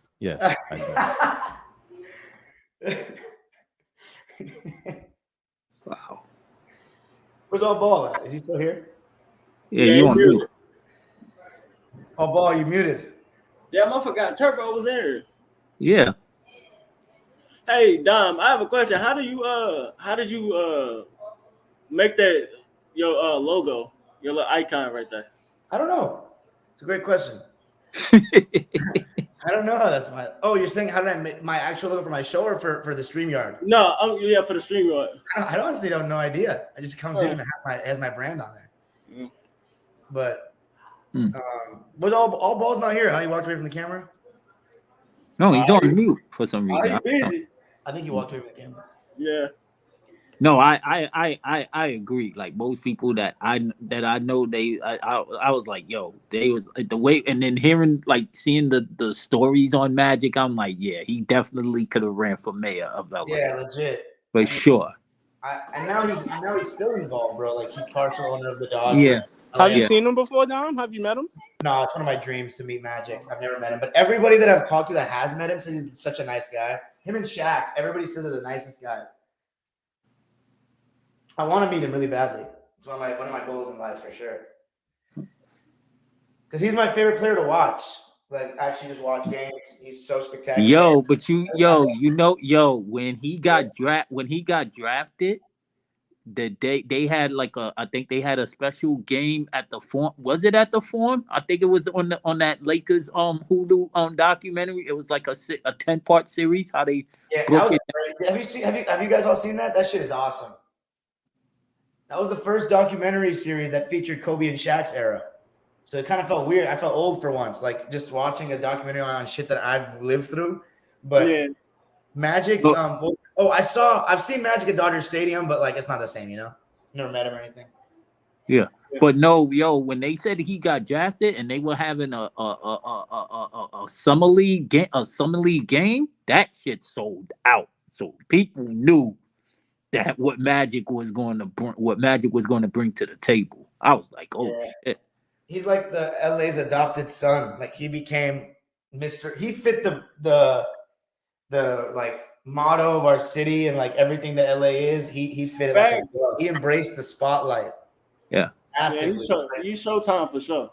He is Showtime. I always say this, man, and as no disrespect to Kobe, I think they're both the greatest Laker ever, tied. But if you want to talk about the most impactful Laker to me, it has to be Magic. He changed everything.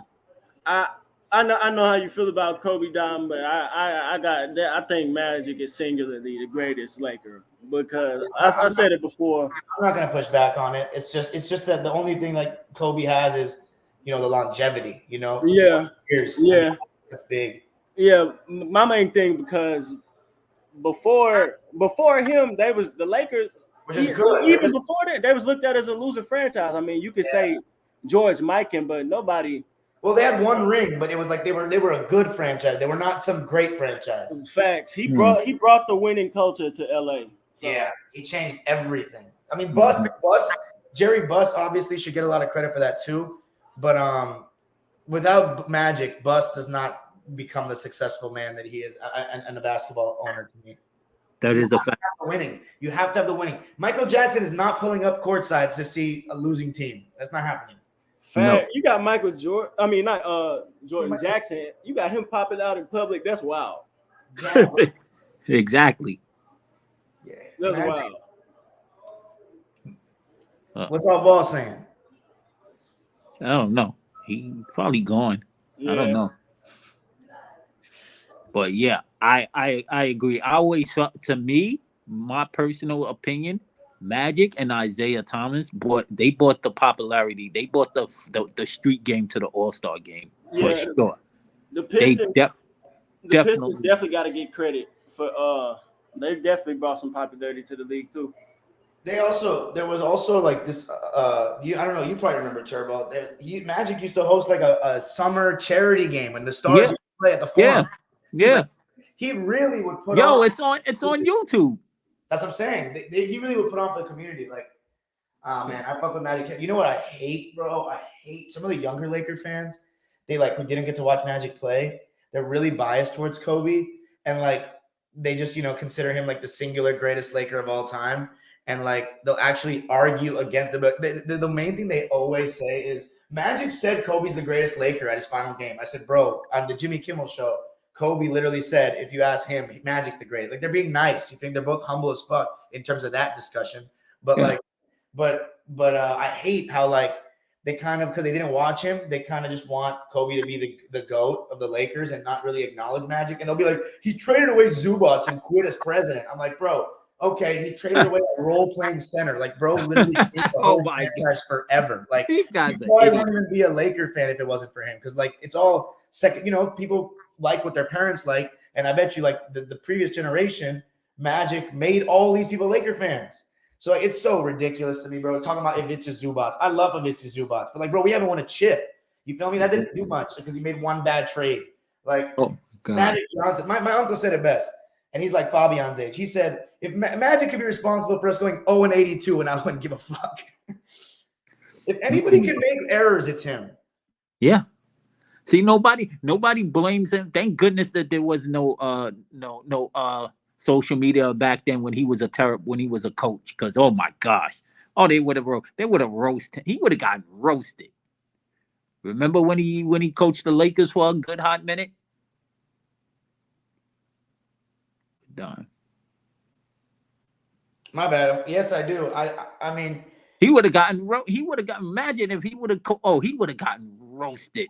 maybe not as much. I don't think people would care. They were like, "Oh, you see, he can't even coach, and he's supposed to be one of the smartest players we ever seen." No, you would have had idiots. You would have had idiots being like that. But I think smart people would have gave him the benefit of the doubt, like that. It's just not his job. And Dr. Bus told him to do it. He didn't want to do it. Do you guys think all-time greats make good coaches? No. Just like they don't make good GMs. It's weird. It's weird because you're like, damn, how do role players become better coaches than most superstars? But then my dad, may he rest in peace. He said, you know what? He said, you know why superstars don't become great coaches, because they see the game a lot From their different. They would want their play. Exactly. Yeah. Huh? That's exactly. Yeah, the role players can relate to everybody. They've been the low man, the totem pole, so they can relate to everybody. Yeah, and they be on the bench more. So Besides Jason Kidd. See, but Jason Kidd, every single second year, it seems to go wrong with him. You know what I mean? The closest one that had 6 is Larry Bird, because he got Indiana to the final. That's it. Are there any? I'm trying to think of other, like, the all-time great coaches are Bill Russell. Phil Jackson, role player. You got Bill Russell. What about He was a Bill? player coach. Yeah, player coach. That was a unique circumstance. What's his name? Kerr is a good coach. He was a role player. Yeah. Pat Riley was a role player. Yeah. Don Nelson. Don Nelson, yeah. Can't really count. Red Holtzman, Red Auerbach didn't play in the league. No. Phil Jackson was already said him. Pop didn't play in the league. Yeah. Jerry West coached for a hot minute, but he didn't like it. Do you think? He didn't like it for that exact reason. Yeah.